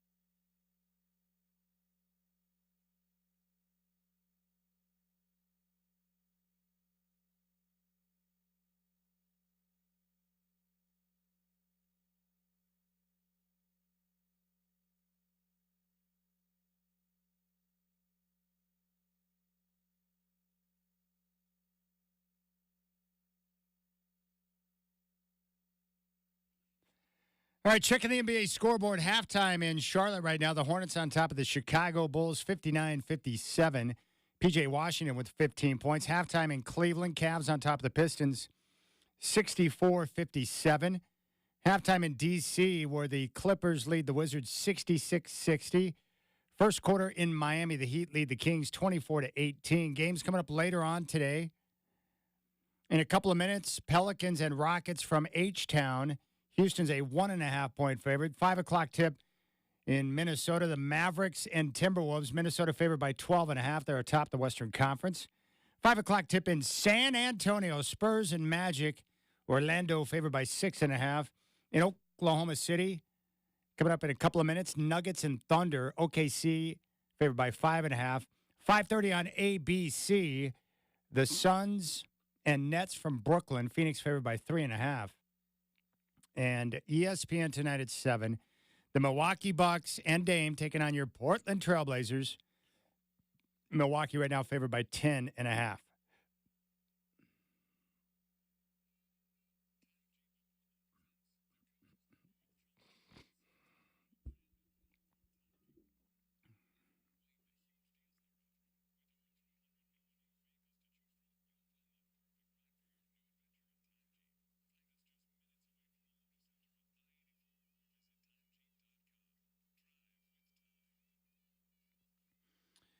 All right, Chauncey Billups, head coach of your Portland Trailblazers, coming up in just a couple of minutes live from Moto. We're going to go to that when he is at the podium. I'd love to get his take on what's going to go down tonight. I did want you to hear one particular thing. Let's see if I can find it. I don't think I have that clip. Let's see here if I can find it. Let's take a listen to this. Chauncey Billups, at the end of his press conference, got into Dame and what tonight's going to mean. Let's take a listen to some of that. For me personally, it'll probably be a little weird for me personally, even though I didn't coach Dame for like 10, 12 years, but, I've been knowing him quite a while. But it'll be a little different having him in here, just knowing what he meant to me as a coach, to be able to coach somebody like him. I was thankful and grateful to be able to have him as the leader at my first job, my first opportunity, because a guy like him it cleans up everything that the coach don't have to worry about. Your locker room, he handles on the floor. So he made it very easy for me. So I'm pretty sure he's had this game circled on his calendar since the trade, and I'm sure everybody in this state has too. So it's going to be a lot of fun. I'm expecting the building to be crazy. I'm expecting everybody to be there and show Dame a lot of love as he deserves. And I'm expecting a great game. Did you try to convince him to stay? No, I didn't try to convince Dame to stay. I always just wanted the best for Dame, and I didn't want to get in the way of that for my own selfish reasons. Bigger than this basketball thing is he's a friend of mine, and he's almost kind of like a little brother to me. And I felt like at that time, the best thing for Dame was to go do what he had to do. Hopefully he get in a great position to go chase the championship. And obviously he's in a great position, so it worked out perfect. I really do think it worked out perfect. For him or for? Well, for him, of course, for him. Which is what it was all about. He's still at the end of his prime. But those years go pretty quickly. And I know that. So he'll be chasing it for a little while. But. Obviously, in the situation that we're in, you don't want to see him in that type of spot where we're doing what we're doing, and he's out there bumping and grinding and scrapping and clawing and getting 30s and 40s, and we can barely win those games. This is a tough situation to be in for him, but he never complained about it. He's just a soldier, man. He came to work and did the best he could every single time, and I respect that about him. Make of the stuff that's happened in Milwaukee over the last couple of weeks? Because obviously you've known Doc for a long time, I'm sure, but then also, Griff was kind of in the same position that you were in when you first got here, first-time head coach, still trying to find. What did you make of that whole situation, just based on what you were able to see of it? Yeah, it's a lot, man. Obviously, I feel I feel a little tough for Griff, you know, because I know how that is being a first-time coach. And I took over this, you know, team, and there weren't like championship aspirations. Maybe some fans thought that they were, you know, but not quite like having an MVP and having Dame and having won the championship not too long ago. It's a tough spot, you know, and I also know that when you first take over, you might be thinking one thing and it turns out it's another thing, but you might not realize that for a year or two. You know, there's some growth that has to happen. So I'm sure even right now he's probably saying, dang, I wish I would have, man, if I had a do-over, you know. And sometimes when you're in a highly pressured situation, you don't have that luxury, you know. But obviously they were very lucky, you know, once they got over that, to have Doc right there. All right, there's Chauncey Billups. Let's head back to Moda Center where Chauncey Billups is meeting with the media right now prior to the Bucks and Blazers.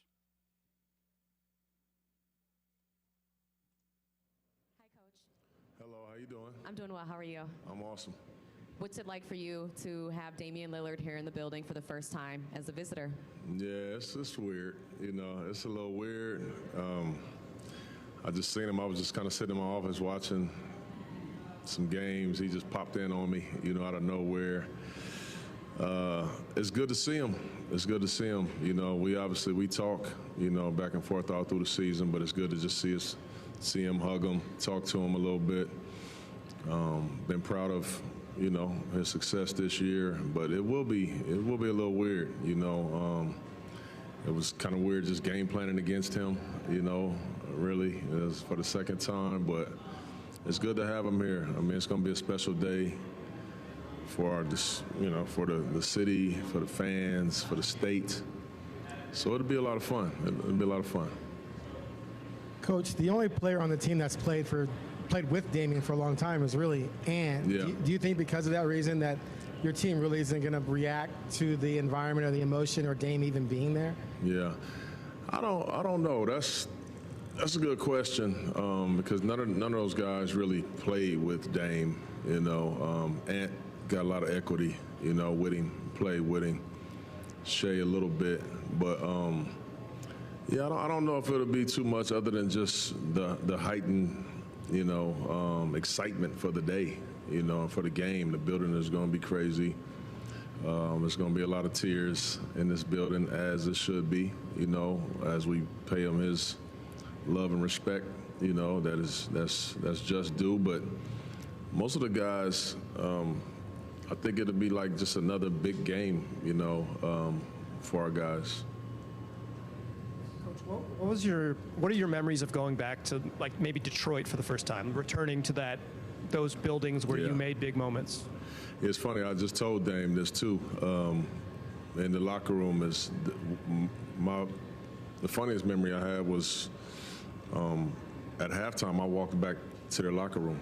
You know, I walked to their tunnel, and I didn't even recognize or realize it. You know, and Dame was like, "Yeah, it's crazy. I never even been inside the locker room that I just went to." So I thought that was funny, but it was such a for me, it was just so much fun because I was playing against so many of the guys that I actually won a championship with. Just so many, you know, you seeing so many people that work in the facility that you create these relationships and friendships with, so you don't get to see them.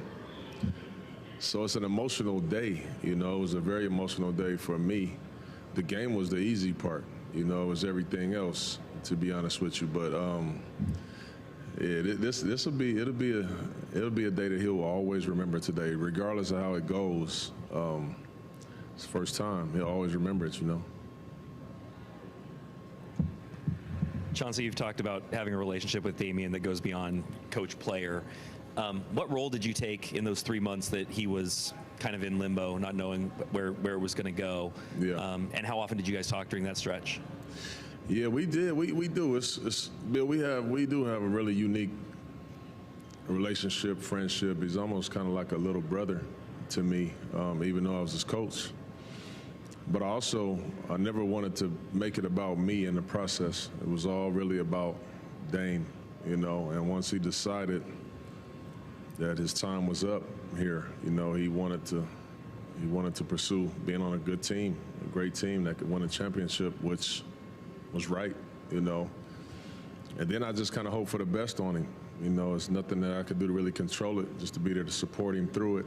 And I tell him all the time, I think Joe did the best thing that could possibly be done for him and send him to go play with the MVP. So I really just kind of was there to support him, hear him out, listen to him. We had a lot of talks.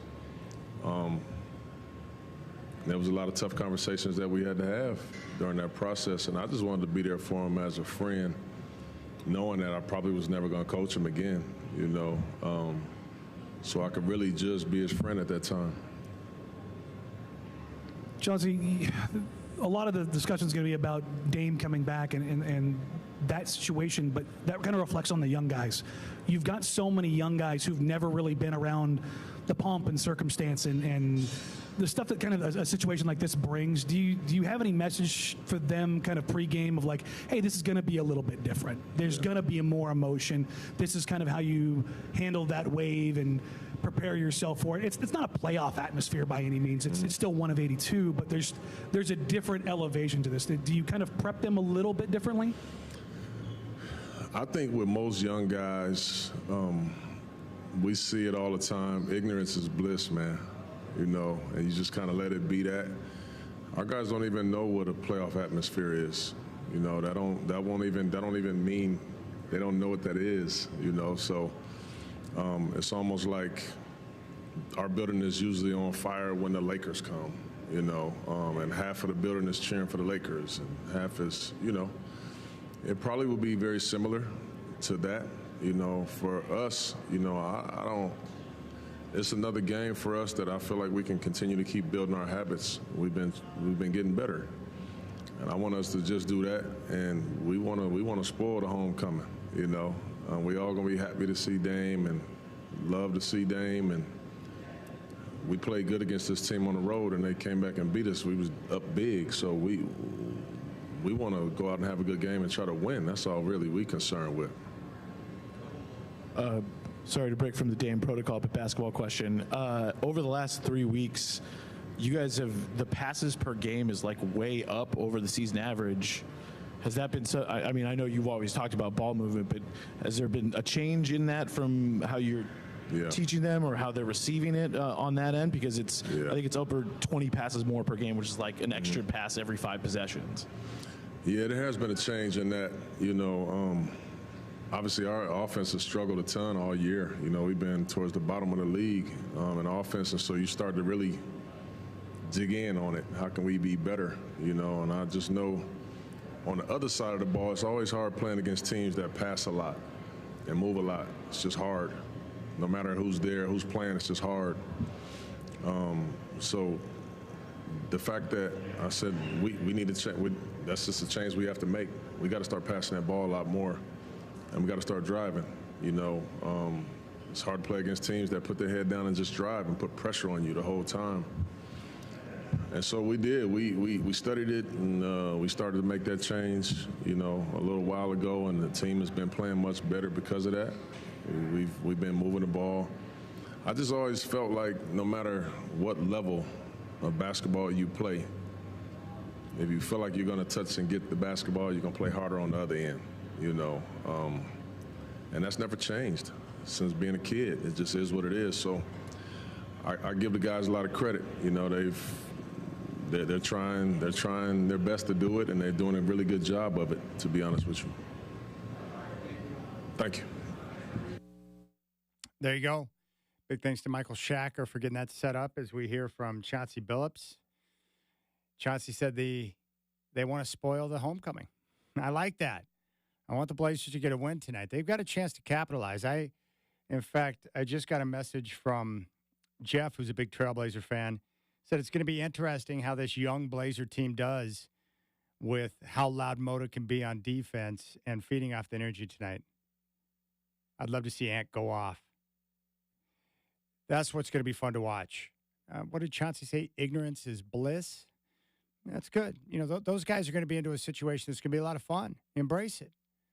You know, the good thing about tonight, the basketball question about the recent offense, the passes being way up compared to the rest of the season. I think they had 29 assists in the victory over Philadelphia. We saw the assist numbers up on the road trip. Their recent ball movement and player movement's been terrific. The good thing about Milwaukee, they're still struggling on defense right now.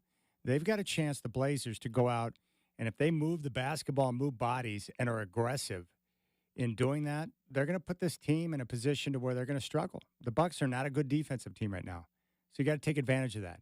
And I like the idea of driving. We saw Grant do that against Chicago. They weren't making shots, but he was attacking. I think he put up 16 free throws. That's where you got to be, man. Attack, attack, attack, attack. All right, we'll keep things rolling here. Curtis Long's got the Trailblazer pregame show coming up at 6. Tip-off with the Bucks and Blazers with Dame's return coming up at 7. It's all here on your home of the Blazers, 620 Rip City Radio.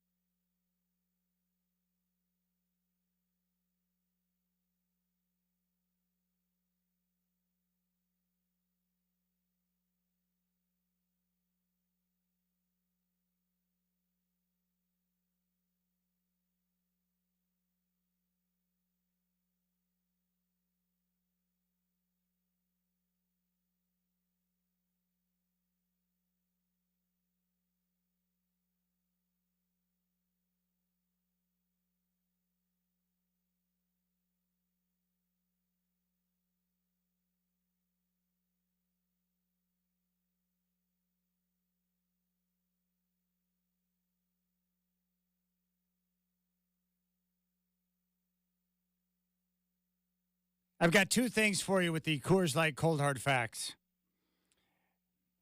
Number one, Damian Lillard is going to try and go off tonight. The relationship is not fractured. He loves Portland. He loves the Trailblazers and will be a member of this organization for a long period of time. And he hopes that he can finish his career in a Trailblazer uniform. That's nice.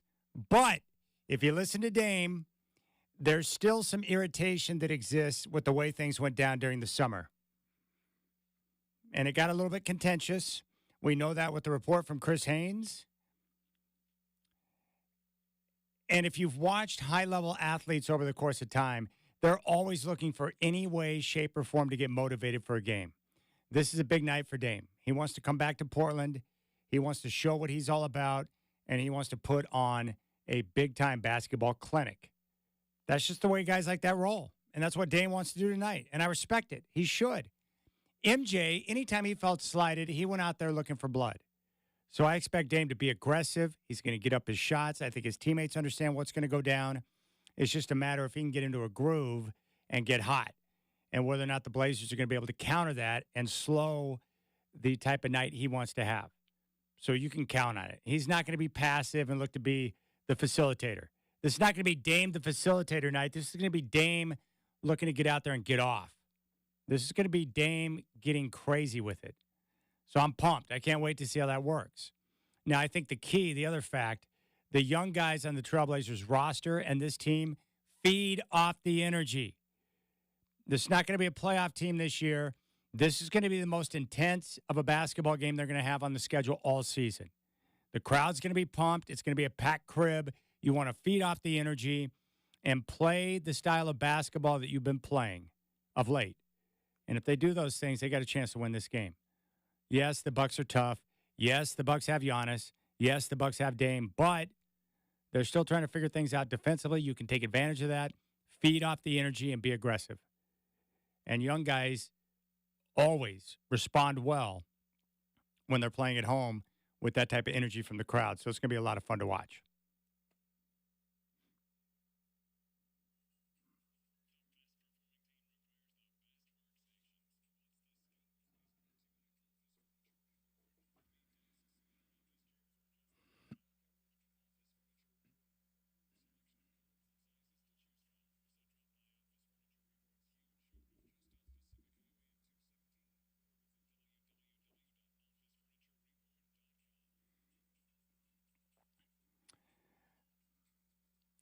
All right, Scoot Henderson, he's really had some nice moments, some very good games over the last couple of weeks.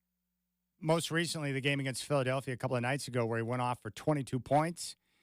I think for Scoot Henderson tonight with Dame in the building, he doesn't have to try and do anything out of the ordinary. Just continue to approach the game the same way you have.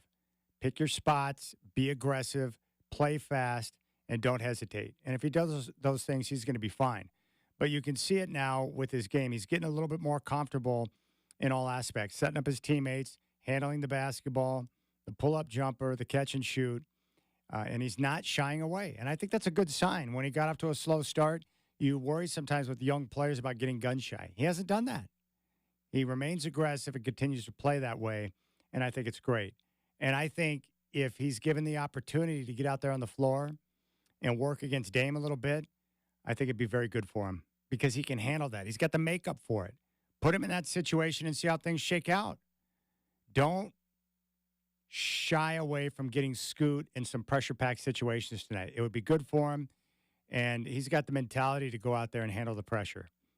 And I want to see it. I desperately want to see him in some moments tonight where he and Dame are mano-a-mano. Gosh, that'd be friggin' awesome. Now, I don't care who you are. Guarding Dame is not a piece of cake.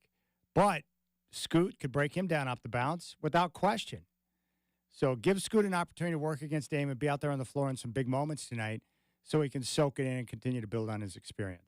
That's what I'm looking for from Scoot tonight, which is going to be great. All right, Blazers Game Day Chad doing here. Curtis Long's got your Trailblazer pregame show coming up at 6 o'clock. Let's hear from a couple of guys following the game against Philadelphia, including the guy we just talked about, Scoot Henderson, who had 22 points in the Blazers' 130-104 victory over Philadelphia. Last couple games, Chauncey's talked about how much, in the pregame specifically, how much you guys are starting to emphasize kind of passing the ball. And it's one of the things, when you got here, you said you really wanted to kind of encourage that and be a part of that.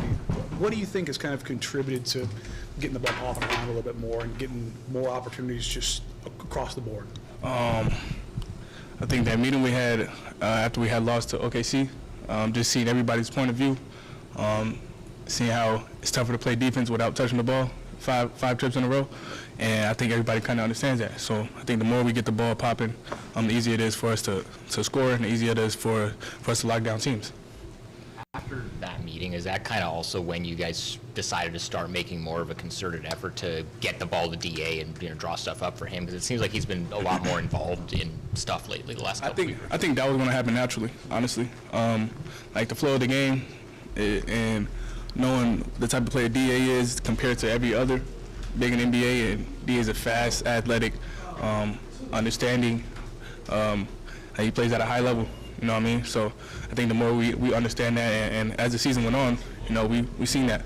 So I think, give him the ball and let him work. And we do that to all of our guys. We just got confidence in everybody on the team. So how does he change what you guys are trying to do? Sure, his role, obviously you've seen tonight, his role to the rim is crucial. You know what I mean? So just him doing that and being able to hit that mid-range whenever he wants. Get that flow of the game. DA's a huge part of our offense and defense. He shuts down the paint. Told him he's one of the best when it comes to him locking in. When he's locked in, he's one of the best for sure. I asked you about a month ago when you kind of got through the first couple months of the season what you recognized more readily or easily. You said specifically you're recognizing when defenses are loading up for you now. Mm-hmm. What's something else you're starting to recognize, and as you kind of pass that halfway point, things start to slow down? Yeah, I think even though teams are trying to sag and go under, I think it's still a point of attack where I could, where it's kind of like a blind spot. Chauncey and Scotty always tell me it's a blind spot where you go under. The screen's right there, and I'm on the other side of the screen, so that's when I just got to hit the jets and make a play. So I think seeing that and watching film on that, and then, making sure I'm repping it out on the court, it's going to improve my game a lot. What do you think Wednesday with Dame here is going to be like? Man, it's going to be turned for sure. I think Dame going, it's a homecoming game, and I think Dame is going to be happy to come here to play on his old court, and I think we're going to, just try our best to try to shut that down. And I think we have a good enough defense to where, we could just try to contain him and Giannis. I don't even know if Giannis is playing or not, but for most likely. But we're just going to do what we've been doing, and that's, like you said, having the ball popping, running our offense, and trying to lock up on defense. Any emotions to that one for you just because of the history you have with him and then how much talk there was about the two of you when you first were drafted? Any particular emotions going into that matchup? Nah, no particular emotions with Dame. I think for him, I think it's going to be a certain kind of game for that. But for me, no. I think it's just going to be a game to where, like I said, it's a new era now, so it's just going to be different, for the fans to see that for the first time. And I think it's going to be a good thing for the fans to see, to see that old player, coming here and, hopefully he does well, but hopefully he does do too well, to it beats us. But I think it's going to be a fun game for sure. The crowd going to be lit.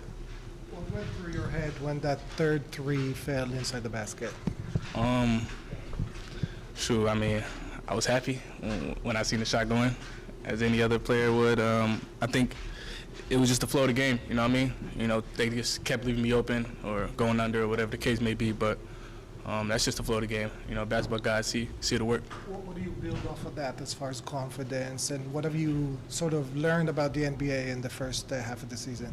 I think I could just continue to stay in attack mode, throughout this fourth quarter, even though it was the last minutes of the game. Just try to go, when I get in there first quarter, just try to keep the same momentum. And then things that I've learned throughout the season through my first year in the NBA is just controlling what I can control, And just make sure I maintain it, maintaining my body, maintaining my strength and my power, but also my mental. So. Does he sound nervous? I don't think so. Gosh, he's a freak. That is not bad for a young guy. So much confidence, a lot of personality. I like Scoot a lot. That's not a guy that's going to cower in fear tonight. If you give him an opportunity, Coach Billups, get that young dog on the floor and let him get after it. I told you before, my reason for optimism with him, work ethic, attitude, demeanor, approach, all of it. The guy's a pimp. He's a young pimp looking to get after it. He's just got to continue to work and do the things he's doing. Matisse Thybulle. Let's hear from Matisse, coming off a very good defensive performance, and Matisse continues to spearhead along with, Jabari Walker, Tamani Kamara, that Blazer defense.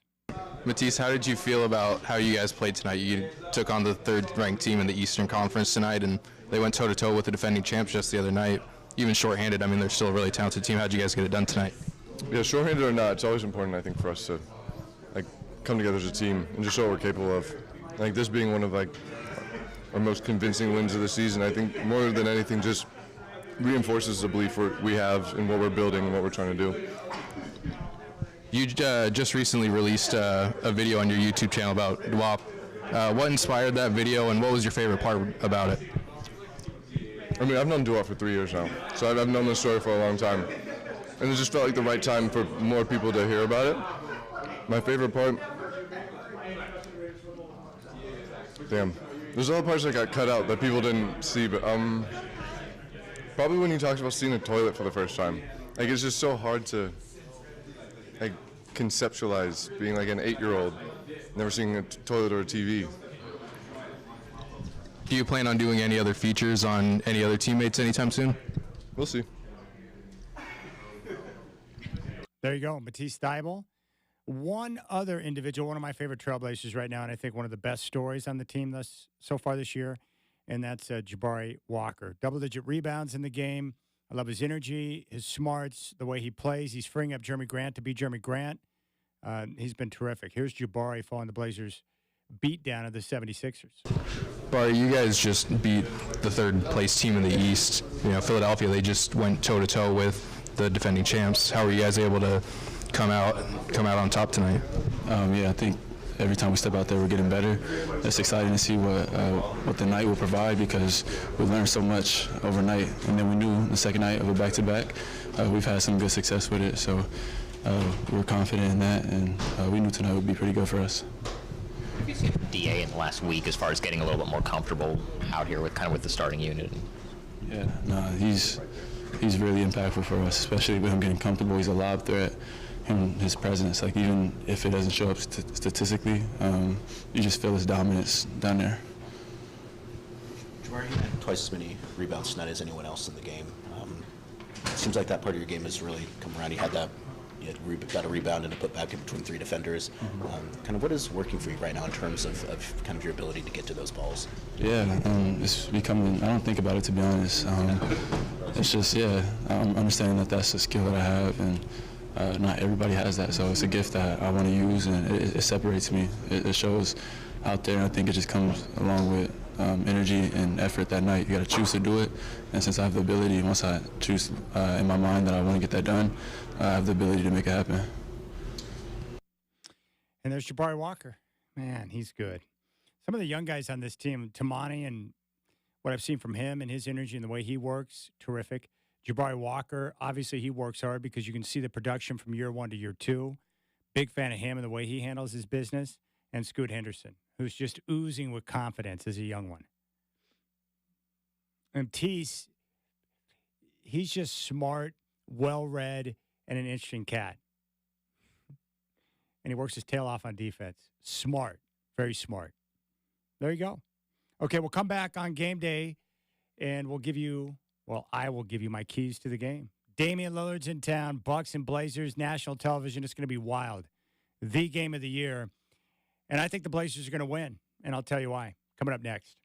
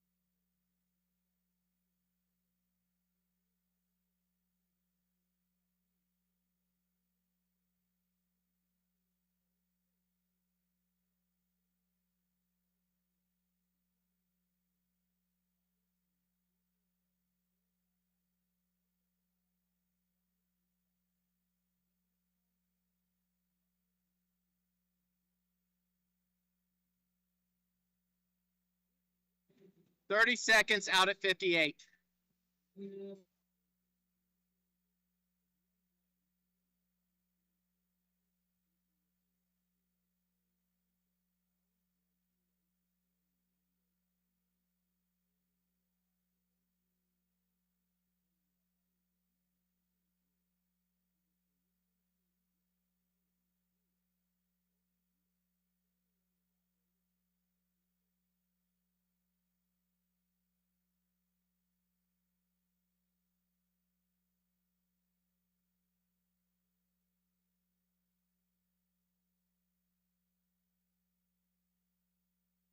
All right, keys to the game tonight as we get ready for this barn burner with the Bucks and Blazers. Dame making his return to Moda.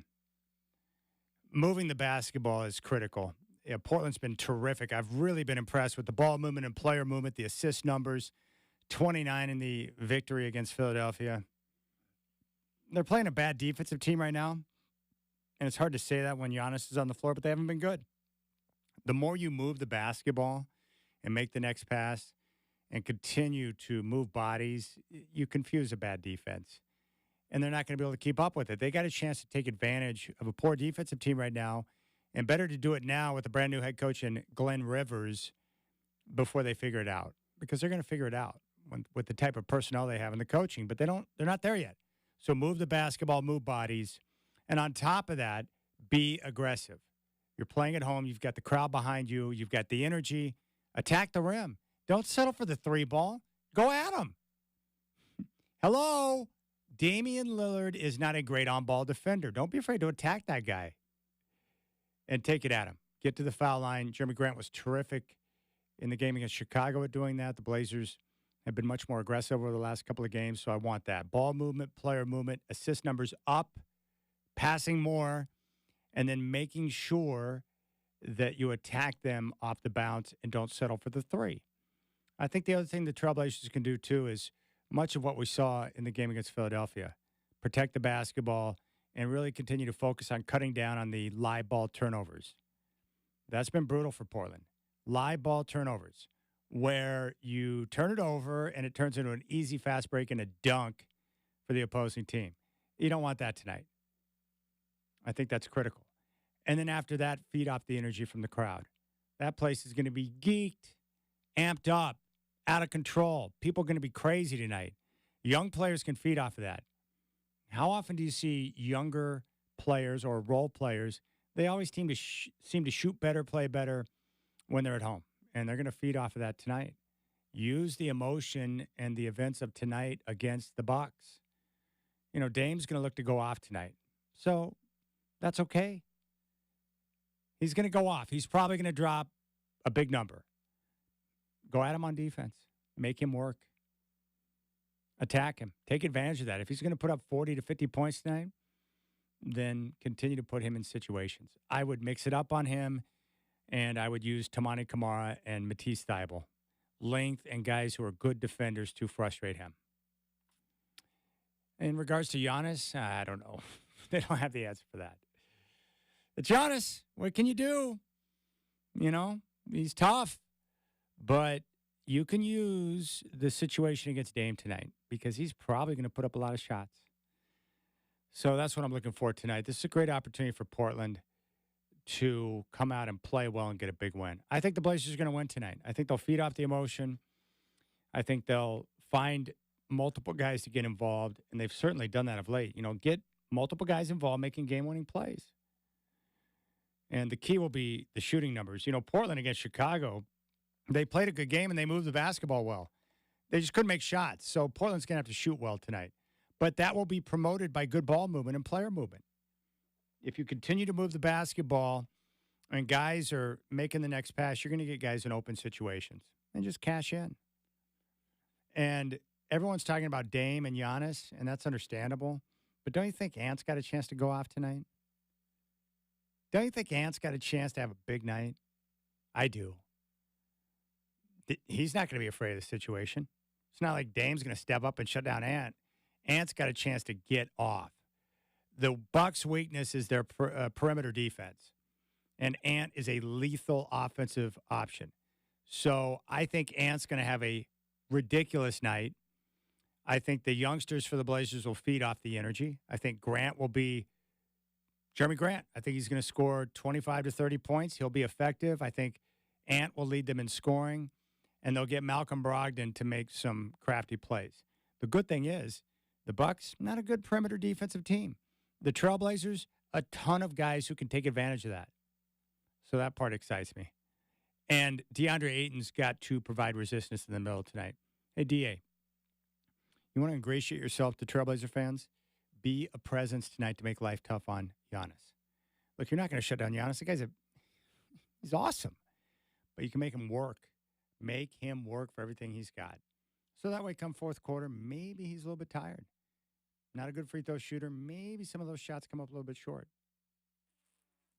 And for you fans, man, just enjoy it. You know, how often do you get moments like this? This is one of those rare nights you're going to look back on and remember forever when Dame makes his return to Portland. And it's going to be a much sweeter with a Trailblazers victory. So I'm pumped. I love Dame. I really do. I want him to go off and have a big night, but I want the Trailblazers to win.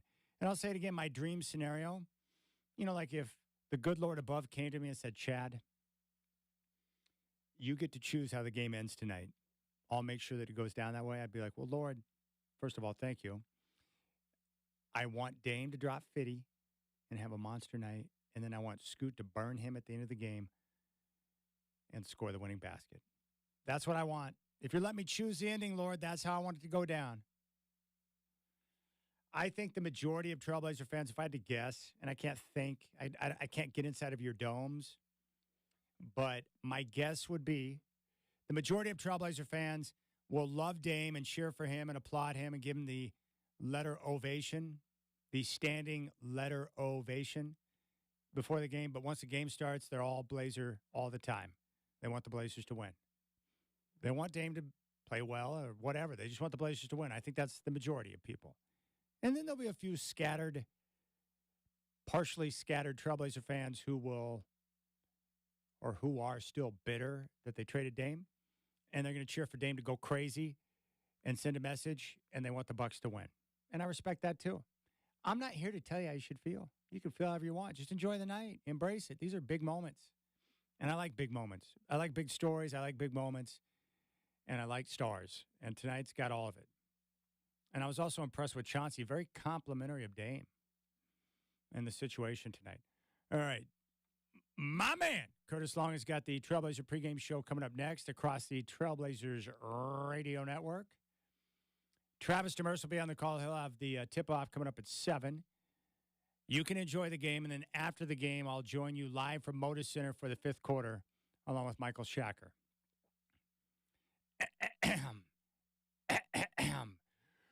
Show me your Blazer! Enjoy the game.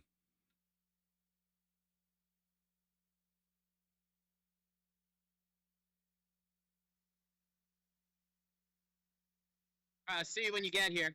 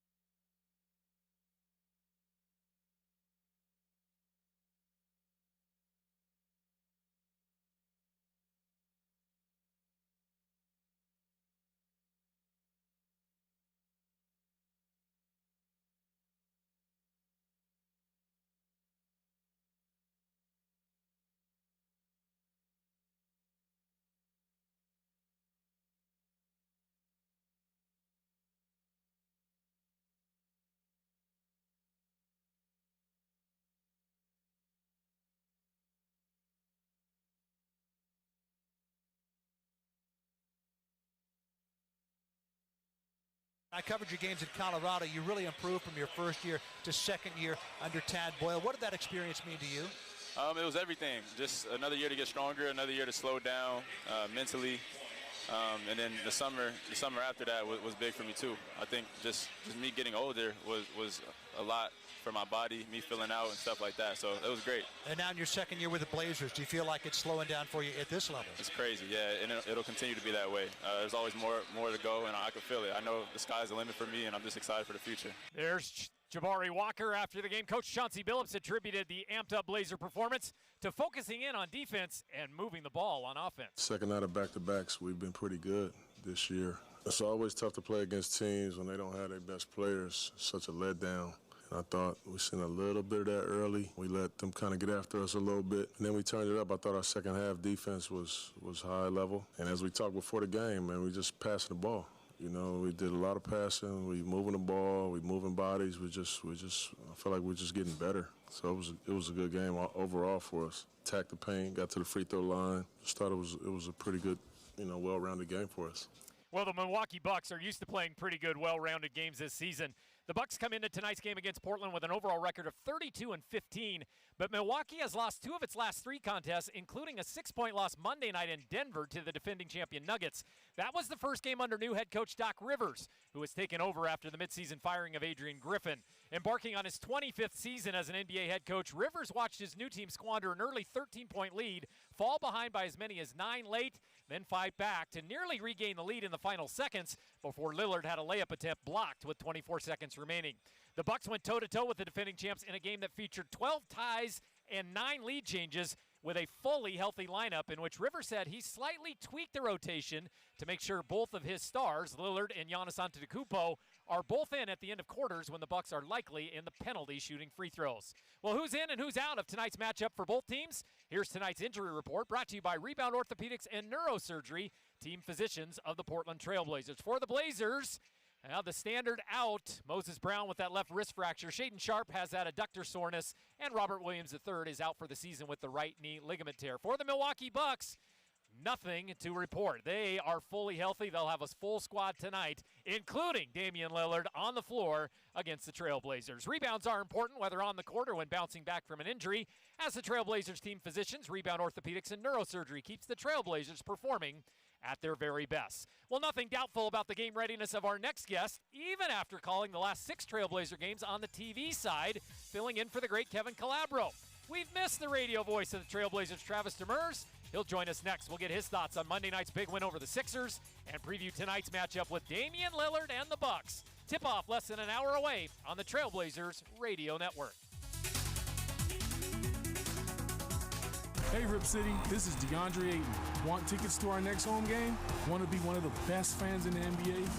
Grant has it, fakes and drive, steps through the lob to Ayton, and he puts it in. Beautiful feed from Jeremy Grant.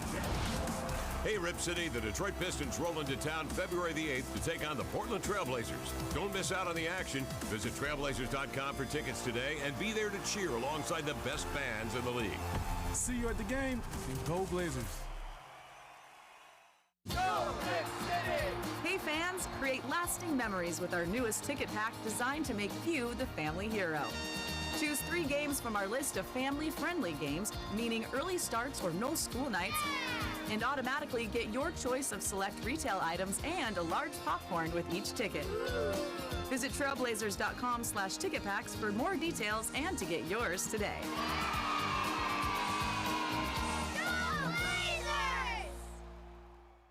Rip City! Plaid is always on trend in the Pacific Northwest, and you know we love to be trendy. So we brought the plaid to our new City Edition uniform, honoring World Championship NBA coach and 70s chic fashionista, Coach Jack Ramsey. Dr. Jack captained the sidelines in bold plaid patterned fashions. Be a trendsetter like Dr. Jack. Check out our new Uniquely Portland, Uniquely Plaid City Edition collection, available at ripcityclothing.com. Hey, Rip City families. How would you like to earn awesome Trailblazers and Nike rewards? Basketballs, jerseys, water bottles, jump ropes. There's just too many to name. All you need to do is join the free Rip City Kids Club presented by Nike for a chance to earn these prizes. Plus, get access to exclusive benefits, discounts to games, and Rose Quarter shows and events supported by Les Schwab Tire Centers. Register today at ripcitykidsclub.com. Go Blazers!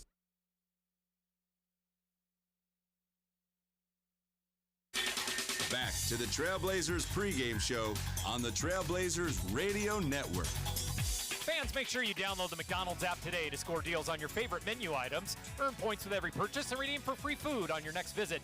Order ahead to save time or order McDelivery right to your door. It's the second regular season meeting between the Blazers and the Bucks. Portland was in Milwaukee to kick off a 5-game road trip in late November, a game in which the Bucks overcame a 26-point deficit to knock off the Blazers late by just 6. Travis Demers was on the call for that one, just as he will be tonight. And Travis, first things first, welcome back to your true home here in Section 113. It is good to be home. You know, it's funny. TV is a little more glamorous. You know, people might see your face a little bit more.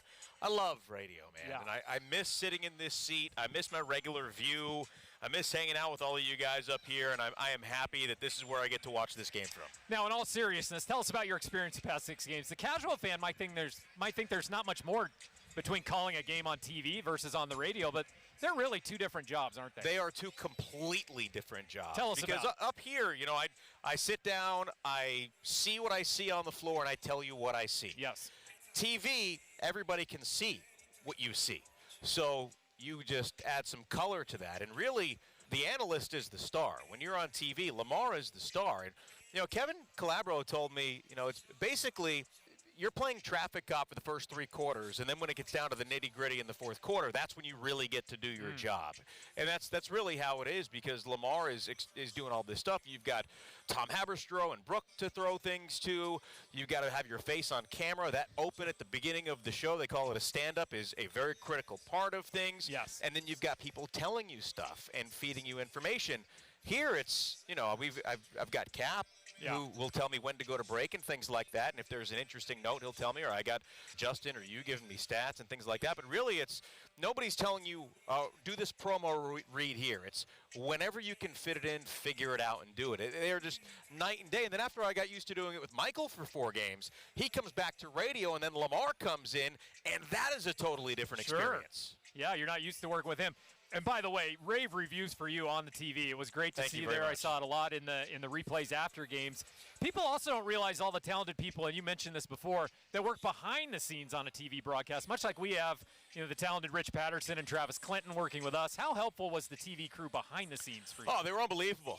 You know, you have a big crew. I mean, a huge crew for TV. It's way different than radio. I mean, you're talking about 20-something people. And Greg Fonseca, the producer, he's really the guy who kind of makes all the decisions, him and Russ Jenish. And, you know, they really did a great job of making me feel comfortable, because it's not out of my element, but it also totally is. So, you know, so having them right there with me was great. Oh, it's so great to have Travis Demers back up here in the radio booth.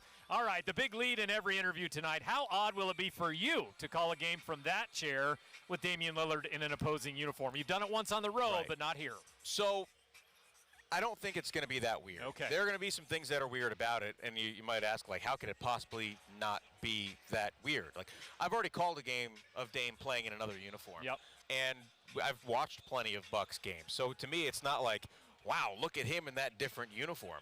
I think it's weirder for him to look across and see the Blazers and have him not be in that uniform for him. And, you know, being in his hometown, not his hometown, but a place he spent a long time, where he still has a house. He said earlier tonight that he took his kids to school this morning, and that he had never been in the visiting locker room. Didn't know how to get there. Right, before this game. So I think it's going to be a lot weirder for him than it is for me. Like I said, I tell you what I see happening on the floor, so really it's not that weird for me. Yeah. Well, let's shift back to that impressive win for the Blazers Monday night. What stood out to you in that game the Blazers can build upon tonight? Just great ball movement. Yeah. 29 assists in that game against the Sixers, and the lobs to DA are the obvious ones, but well, why didn't we see those earlier in the season? Well, because those guys really haven't played a lot of minutes together, so there wasn't a lot of time for that. But now that they're getting comfortable, and you see some of the passes Brogdon specifically makes to DeAndre Ayton, he doesn't even have to look because he knows where he's going to be, and he knows where to put the ball. And those are the kind of things that come with time. And I've been saying this since the beginning of the season because this team is so new. It's going to take a while, and everybody knows that. But you look at the Celtics a couple of years ago in their lone year under Ime Udoka, it took them 50, 55 games for them to click. They were a 500 team in mid-January, and they make a run to the finals. I'm not saying this team has a finals run in them. I'm just saying it could take 50-plus games, maybe longer because of all of the injuries, for things to really click. All right, we'll get to your keys to the game a little bit later on, but what do we know about this Milwaukee team? They can score, the third highest offensive rating in the NBA, but they do give up a lot of points, 117 per 100 possessions. The defense dead last in the NBA in turnover percentage. The Blazers really got to take care of the ball tonight. Yeah, that's going to be one of my keys a little bit later on, so thank you for stealing my thunder. Sorry about that. No, not at all. I mean, to that point, though, you have to secure the ball. And the Blazers have been doing a better job of that of late. And against a team that does not turn you over but is so good getting out in transition, because they were a great transition team, missed shots you've really got to be careful of because they can pick those up and boom, be gone. It takes Giannis, I think, 3 steps to go from baseline to baseline, and he doesn't even have to dribble. So I don't know why he ever even bothers dribbling because his legs are so long. So when you've got somebody like him and Dame who can pull up from anywhere and a number of players who can do a lot of different things and they get out in transition, you've got to take care of your own self on the offensive end. Yeah. And when you do that, I think you can have success against this Milwaukee Bucks team. All right, before we let you go, I'm always amazed at the Demers family. Did your young sons at home ever get to see Dad on TV? I know they go to bed maybe before the game starts, but replays, did they get to see Dad on TV? Well, keep in mind. And did they care? So Lincoln did. Okay. Lawson a little bit. He's 3.5. He doesn't quite get it. You remember a couple of those road games started at 5 o'clock Pacific time. Okay. So they were earlier games. Lincoln, for the first time in his life, stayed up and watched an entire Trailblazers game. All right. For the Oklahoma City game. Okay. He got a little sick. Not from that. He missed school because he had a little. He's 5. He's barfing, so he can't go to school for a couple of days. So the next night against Houston, my wife sent me a picture. He's, laying down in just his underoos on the couch with a blanket and a barf bucket next to him. And he passed out and woke up with about 4 minutes to go in overtime. So he got to see the end of overtime. He got to see the Blazers win, and he was very excited. Oh, I love that. He's your radio play-by-play voice of the Trailblazers, Travis Demers. So great to have you back up here, my friend. Have a great call. We'll get your keys to the game a little bit later on in the pregame. Thanks, Curtis. All right, it's the Blazers and the Bucks tonight from Moda Center. Well, with Travis back in the gang's all together again up here in Section 113. Oh, it does feel so good. That means we'll talk to the other half of our radio broadcast version of Peaches and Herb as Michael Holton joins the pregame show next. I wonder who's Peaches and who's Herb. We'll find out next during another exciting edition of Holton on Hoops. Here next on the Trailblazers Radio Network. Hey, Rip City. This is Antonio Harvey. Let's celebrate Black history and its influence on culture through beauty, art, music, medicine, education, innovation, sports, and the courageous acts of waymakers in their fight for equality. Join our annual celebration of Black history presented by Ticketmaster to honor and celebrate the legacies, contributions, and achievements of trailblazers in history and in our communities. Tickets are on sale now. Visit trailblazers.com/BHM to learn more. A trip to the backcountry for a hike. So calming, so peaceful. So it's time to split. That's when you need to get out. And a Ford Explorer SUV with all-wheel drive and optional seating for 7 is your key to survival. The outdoors can be unpredictable, but a Ford Explorer lets you make tracks out of the woods. Get a great deal on an Explorer today, only at your local Ford dealer. Back to the Trailblazers pregame show on the Trailblazers Radio Network. Hey, Rip City, listen up. We are celebrating Black history and its influence on culture through the courageous acts of waymakers in their fight for equality. We want you to join our annual celebration of Black history presented by Ticketmaster to honor and celebrate the contributions and achievements of Trailblazers in our communities. Tickets are on sale now. Visit trailblazers.com/BHM. to learn more. The Trailblazers pregame show keeps rolling along with the captain, Rich Patterson, controlling things in Studio C.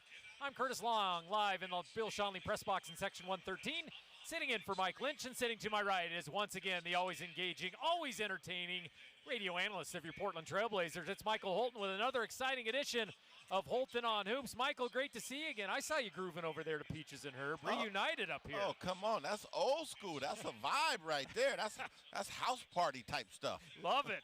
Well, of course, the big storyline tonight is the return of Damian Lillard to Moda Center. How excited are you to see how this story plays out this evening? I'm excited. I love basketball. I love Damian Lillard. I love the Portland Trail Blazers. I love NBA basketball. Come on, man. This is like high-level stuff, big stage.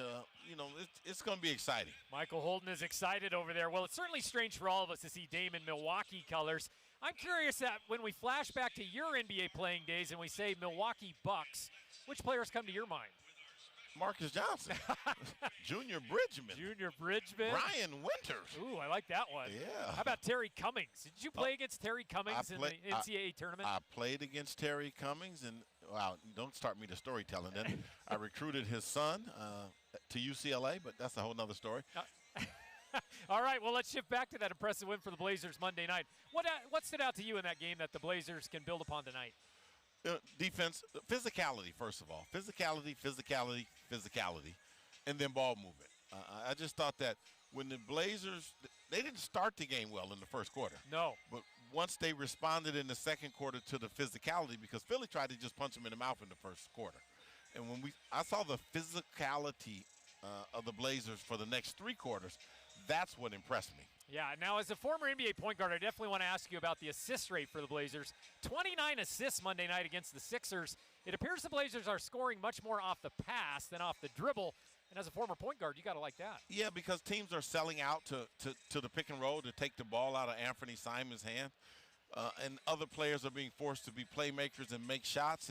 And to see the other guys step up, number one, and to see the staff scheme against that type of defense was just a good thing.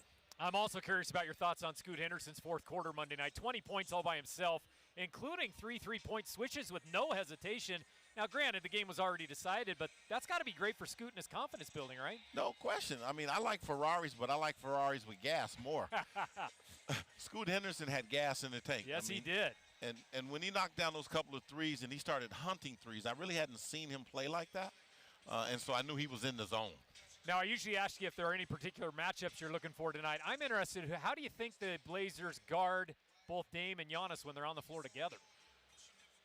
Oh, gosh. He's shaking his head. Oh, man, it's a handful when they're on the floor together. Yeah. Because I think the Blazers will blitz Dame in the two-man game with Giannis and then sell out to pre-rotating to Giannis and make Dame find the skip pass, the farthest guy. So from a scheme standpoint, I kind of know what to expect and what's going to probably happen. I don't think the game within the game tonight is going to be half-court defense versus half-court offense. You've got to line up like bowling pins to stop Giannis in transition. I mean, Giannis to me is reminiscent of Magic Johnson in the Showtime Lakers. Your missed shots the first pass of the fast break. Yeah, that's how it works with this group. All right, Michael, before we let you go, I always like to lure you into story time. Now, I did some audio research. I always do, and I can confirm that as a UCLA Bruin, you did indeed play against Terry Cummings in the NCAA tournament. But I found a play that didn't go so well for you. Long pass to Holton. He takes it in. Nice block by Cummings and stolen by Bradshaw. Paul with a chance to tie. It's Cummings. Oh, 63 a shot.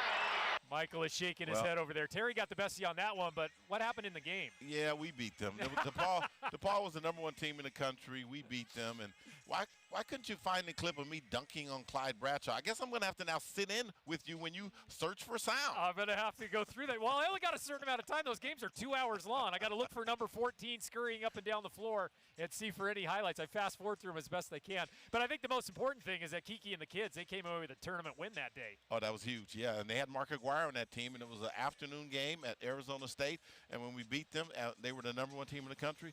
Mark Aguirre ran outside and was crying, and the cameras ran outside with him.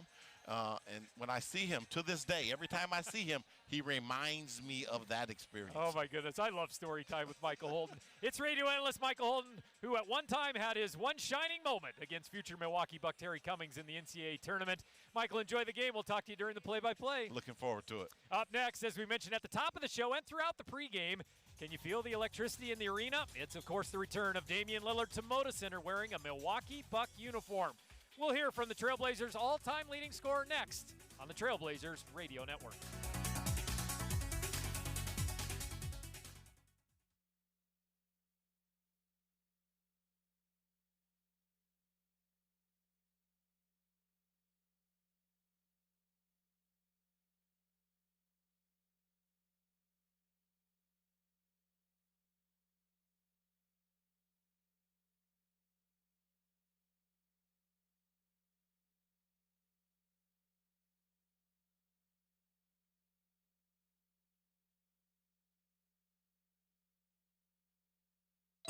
At Windermere, our agents know that a home is more than a house. Hey, come on in. Oh, your home is lovely. Home gives way to all the good things in life. It's where dreams are realized, memories are made, relationships grow, and traditions are born. That's why we understand it's about more than a home. It's about what happens next. Our mission is to help you find the home where you can add to your story. Windermere, all in for you. Dropkick Murphys, St. Patrick's Day Tour 2024. Saturday, February 17th, Alaska Airlines Theater of the Clouds. With very special guests, Pennywise and The Scratch. Tickets on sale now at Ticketmaster.com. Dropkick Murphys, produced by Live Nation. Tonight's tip-off is coming up. Right now, we continue with the Trailblazers pregame show on the Trailblazers Radio Network. Hey, Trailblazers fans, it's time to get colorful. This month's featured Rip City clothing retail collection is Color Pop from New Era. Whether you're gearing up for game day or just looking to stand out in the crowd, these bold pieces are sure to put a spring in your step. Complete the look with a free hat with your Color Pop collection purchase over $50. Shop online at ripcityclothing.com today. It's the Blazers and the Bucks coming up from Moda Center here on this Wednesday night in Rip City. But, of course, this isn't just any other game, that's for sure. 30-point score a year ago. Damian Lillard, there you go. Lillard has his first points as a Milwaukee Buck. Yeah, this one has been circled on the calendar of Blazer fans for months since Damian Lillard was traded to the Bucks in October. Well, the letter O is in the building. And it will be interesting to hear if Blazers public address announcer Mark Mason will introduce him in the Bucs starting lineup as number 0 or the letter O. I think it's going to be the letter O. Lillard once said the O stood for his hometown of Oakland, his college town of Ogden, and his professional state of Oregon. Well, now that he's in Wisconsin, the O must stand for Oshkosh. Well, Lillard recently met with reporters and talked about how he could never be objective when he talks about the Trailblazers. It was weird. You know, I walked in, and as I was coming in, I was instinctively about to just keep walking down the hall, and you know, everybody was kind of, you know, having the cameras out, and I really didn't know where to go. I'd never been in the visitors locker room until today, so walking in there, it just felt weird to be in Portland and to be in this building and then not be going to the home locker room. So that was a little bit different. This morning was different, you know, being in the arena for shoot around. But, you know, a lot of things this year have been different. So, you know, it wasn't too crazy, but I definitely felt the difference going in that locker room. Well, Lillard was also asked what it was like to be back in the city of Portland. I mean, it's just been like being back home, you know. Obviously, I spent a lot of time here. I live here, so it's definitely home. But being away from my family the last, you know, 4 or 5 months and being away from my kids, and being away from where I've been, you know, pretty much my entire adulthood has been a transition. It's been different. So coming back, the game being scheduled around the time of my kid's birthday. So I spent some time at Adidas yesterday. You know, they renamed the gym after me, which was a huge honor. And then celebrated my kid's birthday. So, you know, just being able to be with them for their birthday, being around my family, seeing all the faces being in my house, you know, things like that. It's just great to be back.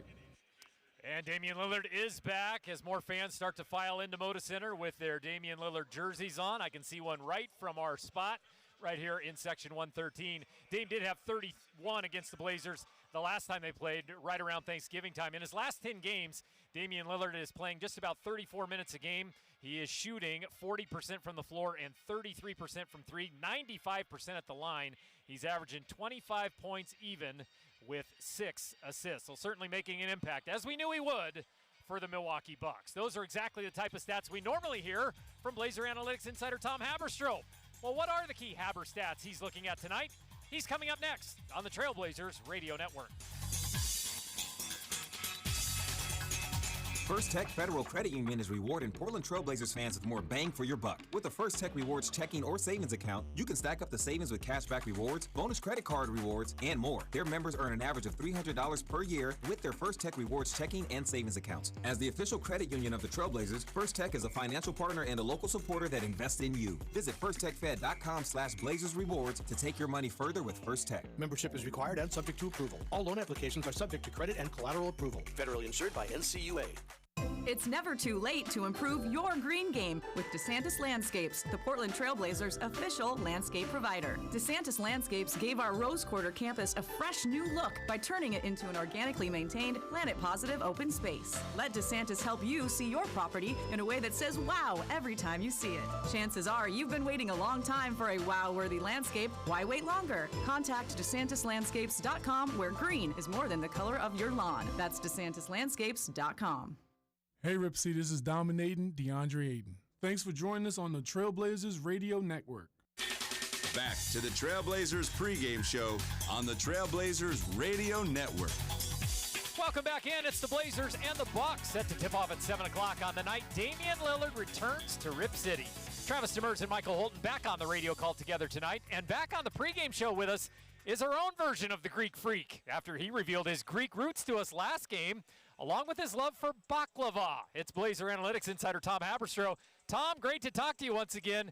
Will it be as strange for you as it is for everyone else to see Damian Lillard playing in the Moda Center in a Bucks jersey? Yeah, I'm actually looking at the press conference now, and with the green backdrop, it is just jarring, you know? All right, Tom, I think this question has a pretty simple answer. No. Hell no! But who is going to guard Dame tonight? Who's going to get that assignment? You've crunched the numbers, and who has the best defensive odds to avoid the time change to Dame time tonight? Yeah, I hope it's not me. He's really tough to guard. So I'm tapping out on this one, and I'm letting the pros take care of it. Between Malcolm Brogdon and Matisse Thybulle, those are the only guards